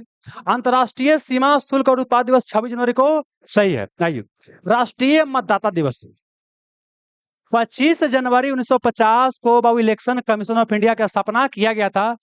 25 जनवरी को मनाते हैं राष्ट्रीय मतदाता दिवस, नेशनल वोटर डे। अब 25 दिसंबर बोलेगा तो सुशासन दिवस। 25 जनवरी या 25 दिसंबर साथ ही याद करना। 25 जनवरी राष्ट्रीय मतदाता दिवस, अब 25 दिसंबर सुशासन दिवस। आइए, शहीद दिवस 30 जनवरी। 30 जनवरी 1948 को हत्या कर दिया गया था महात्मा गांधी का नाथूराम गोडसे द्वारा, दिल्ली के बिरला हाउस में, दिल्ली के बिरला हाउस में। तो इसीलिए मनाते हैं शहीद दिवस। एक शहीद दिवस मनाते हैं 23 मार्च को, भगत सिंह सुखदेव राजगुरु को फांसी दिया गया था 23 मार्च 1931 को। तो 23 मार्च को भी, और क्या बाबू आपको 20 जनवरी को भी। आइए, किसका मिलान सही नहीं है? आइए, राष्ट्रीय विज्ञान दिवस बाबू 28 फरवरी को, है ना, सीवी रमन ने स्कैटरिंग ऑफ लाइट का खोज किया था, जिसके लिए उनको 1930 में नोबेल प्राइज दिया गया था, है ना। और उन्हीं के सम्मान में राष्ट्रीय विज्ञान दिवस मनाया जाता है 28 फरवरी को। ये क्या हो गया, आपको गलती हो गया, बाकी सब सही है। विश्व कैंसर दिवस 4 फरवरी को, अंतर्राष्ट्रीय मातृभाषा दिवस 21 फरवरी को। और जानते हैं क्वेश्चन क्यों डाल दिए खास करके? अभी बांग्लादेश चर्चा में आ गया, बांग्लादेश के ऊपर उर्दू इम्पोज किया गया था। ये भारत था, ये पाकिस्तान है, ये पाकिस्तान था, ये पश्चिम पाकिस्तान है, ये पूर्वी पाकिस्तान। ये बाबू बांग्लादेश जानते हैं कंफ्यूजन में है कि हम बंगाली हैं या मुस्लिम हैं। बांग्लादेश का समस्या क्या है, वो कंफ्यूजन में है कि हम बंगाली हैं कि मुस्लिम हैं। रियलिटी ही है, वो इस कंफ्यूजन में क्या है, बर्बाद हो रहा है। मानो उसको लगता है बंगाली हैं कि मुस्लिम है, नहीं समझ रहे हैं। बांग्लादेश आजाद हुआ बाबू ना। अच्छा देखिए, वहां पोस्ट टेस्ट कैसे शुरू हुआ क्या कि भाई रिजर्वेशन वाला सिस्टम, उसको खत्म करो। अब देख रहे हैं हिंदू मुस्लिम क्या हो गया, दंगा हो गया कि नहीं होगा? तो मतलब वहां पर ही हो गया, कुछ लोग बंगाली समझ रहा है, कुछ लोग क्या हिंदू मुस्लिम कर रहा है। और देखिए, बांग्लादेश को आजाद करवाने में वहां पर माना जाता है कि हिंदू जो है ना, हिंदू जो बुद्धिजीवी हैं, उनका क्या बहुत बड़ा योगदान है। बाकी उसका कहानी अलग है, डील नहीं कर पाएंगे तो बात निकालने से फायदा भी नहीं है ना, तो फिर बोलेंगे कुछ समझ लीजिएगा कुछ ही। आइए यहाँ पर ये हो गया, वो क्या आप सुनिए, बांग्लादेश को जानते हैं क्या क्या, ये पाकिस्तान उर्दू का किया, इम्पोज किया, पहले उसी का देश था। बाद में क्या बंगाली भाषा के नाम पर क्या वहां पर बोल सकते हैं ग्रुप बनना शुरू हो गया, ठीक ना। तो उसी के बाद प्रयास से क्या है, आपको बना मतलब यूनाइटेड नेशन द्वारा क्या है, शुरुआत किया गया है आपको क्या बोलता है, अंतर्राष्ट्रीय भाषा दिवस मनाने का। कितना हो, 21 फरवरी को। और थल सेवा दिवस, ये थल सेवा नहीं है, थल सेना है, मिसप्रिंट हो गया। तो थल सेना दिवस 15 जनवरी। अब सुनिए, जैसे थल सेना पढ़िएगा तुरंत उस दिन होगा, और याद करना। थल सेना क्या हो गया, 15 जनवरी। तो वायु सेना 8 अक्टूबर। तो जल सेना 4 दिसंबर। वेरी गुड, आगे। अब बोलता है हिंदी भाषा का उपभाषा कौन है? हिंदी भाषा का उपभाषा कौन है? सुनिए, हम लोग बिहारी जो बोलते हैं ना, मैथिली बोले, बिहारी बोले, भोजपुरी बोले, मगही बोले, ये सब क्या हिंदी का ही रूप है। ऐसी बाबू क्या है कि पश्चिम साइड में देखिए, हिंदी बाबू क्या इस क्षेत्र में बोला जाता है। ये क्या हिंदी पट्टी हो गया। पश्चिम में आते हैं, कनौजिया हो गया, ये सब होता है ना, ये सब अवधि की बात करते, अवध तो है ना होगा, पूर्वी हो जाएगा, बघेली हो गया, छत्तीसगढ़ी हो गया, ये सब क्या हिंदी का है रूप है। तो मतलब क्या अवधि की बात करते हैं, ब्रज की बात करते हैं, सब क्या है, हिंदी का है रूप है। और एक और सुनिएगा, रामचरितमानस का आपने नाम सुना होगा। एक है वाल्मीकि रामायण, जो संस्कृत भाषा में लिखा गया है। एक है तमिल रामायण, है ना, जो कि क्या है, तमिल भाषा में। कंबन क्या लिखा है, तमिल रामायण। और वाल्मीकि रामायण कौन, वाल्मीकि जी लिखे हैं। एक है रामचरितमानस तुलसीदास, और एक कौन भाषा में, अवधी भाषा में। कौन भाषा में, अवधी में। आइए, अब क्वेश्चन बाबू क्या है, remedy for all disease is called, कौन चीज मेडिसिन बना है ना नहीं सुनिए, पनासिया मतलब होता है रामबाण। इस सब बीमारी का इलाज क्या हो गया, रामबाण। जैसे आप लोग एग्जाम को पहले सर्च करते हैं ना, रामबाण की ऐसा मिले एक वीडियो की संसद दरोगा में लड़ जाए क्वेश्चन, है ना। पनासिया मतलब क्या होता है, सभी बीमारियों का इलाज होता है। एंटीबायोटिक मतलब क्या होता है, जो जीव होता है, जीवाणु की बात करते हैं, कुछ जीवाणु हानिकारक होता है, कुछ फायदेमंद भी होता है। जो जीवाणु आपको हानि करेगा उसको मारना है, तो उसको प्रतिजैविक से मारेंगे, एंटीबायोटिक उसको बोलेंगे। तो एंटीबायोटिक सबसे पहले तैयार किया गया था पेनिसिलिन नामक कवक से।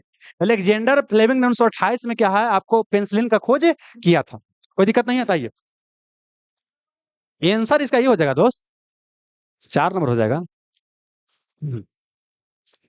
सर्वप्रथम किसने कहा कि मनुष्य एक सामाजिक प्राणी है? ई बाबू अरस्तु ने कहा कि मनुष्य क्या एक सामाजिक प्राणी है, क्योंकि समाज में बिना समाज के उसका काम नहीं। अपना जरूरत है तो जरूरत पूरा करने के लिए समाज का सहारा लेना पड़ेगा, तो मनुष्य क्या सामाजिक प्राणी है। लेकिन इससे बाबू क्या होगा, खाली इतने से काम नहीं होगा। और एक याद कर लीजिए, जरूरी है, सुनिएगा। ये जानते क्या आप, सिकंदर का नाम सुनोगे क्या, वो सिकंदर, सिकंदर के गुरु का पूछेगा अरस्तु। कौन है वो, अरस्तु। और अरस्तु का गुरु पूछेगा, नहीं प्लूटो। कौन बाबू? प्लूटो। आप प्लूटो कौन है? सुकरात। सुकरात। इसको याद कीजिए।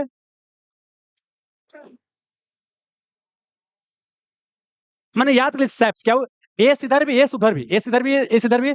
क्या हो गया आपको? अरस्तु और क्या हो गया? प्लूटो। सिकंदर है गुरु अरस्तु, अरस्तु गुरु प्लूटो, और प्लूटो कौन हो गया आपको? सुकरात हो गया, है ना। चलिए, वैसे होता ना जी कि महात्मा गांधी के गुरु कौन? गोपाल कृष्ण गोखले। गोपाल कृष्ण गोखले गुरु कौन? M G Ranade. आइए, कंप्यूटर का पिता कहते हैं चार्ल्स बेबेज को। तब बोलता है कि आर्टिफिशियल इंटेलिजेंस का पिता किसे कहा जाता है? जॉन मैकार्थी को कहा। किस बाबू? जॉन मैकार्थी को कहा जाता। आर्टिफिशियल इंटेलिजेंस मतलब क्या था? हमारे दिमाग में इंटेलिजेंस होता ना, अपने से सोच सकते हैं। तो इसी मशीन में क्या है, कृत्रिम तरीका से इसको तैयार किया जा रहा है कि खुद से क्या करे, सोच सके। इसी को बोलते हैं आर्टिफिशियल इंटेलिजेंस कहा जाता है। और इसका पिता कौन है? जॉन मैकार्थी है। बिल गेट्स की बात करते हैं। माइक्रोसॉफ्ट का नाम सुना होगा, बिल गेट्स हो गए। एलोन मस्क का नाम सुना होगा। टेस्ला की बात करते हैं और स्पेस एक्स की बात करते हैं। ओलंपिक 2014 में, 2024 में भारत पदक तालिका में कितना स्थान पर है? 71वां स्थान पर। भारत कितना पदक जीता है? 6 गो। तो ये पूरा का पूरा आंकड़ा याद कीजिएगा, सबसे ज्यादा कौन पदक जीता है, कौन कौन कहां से जीता है ना। ठीक है, धन्यवाद बाबू।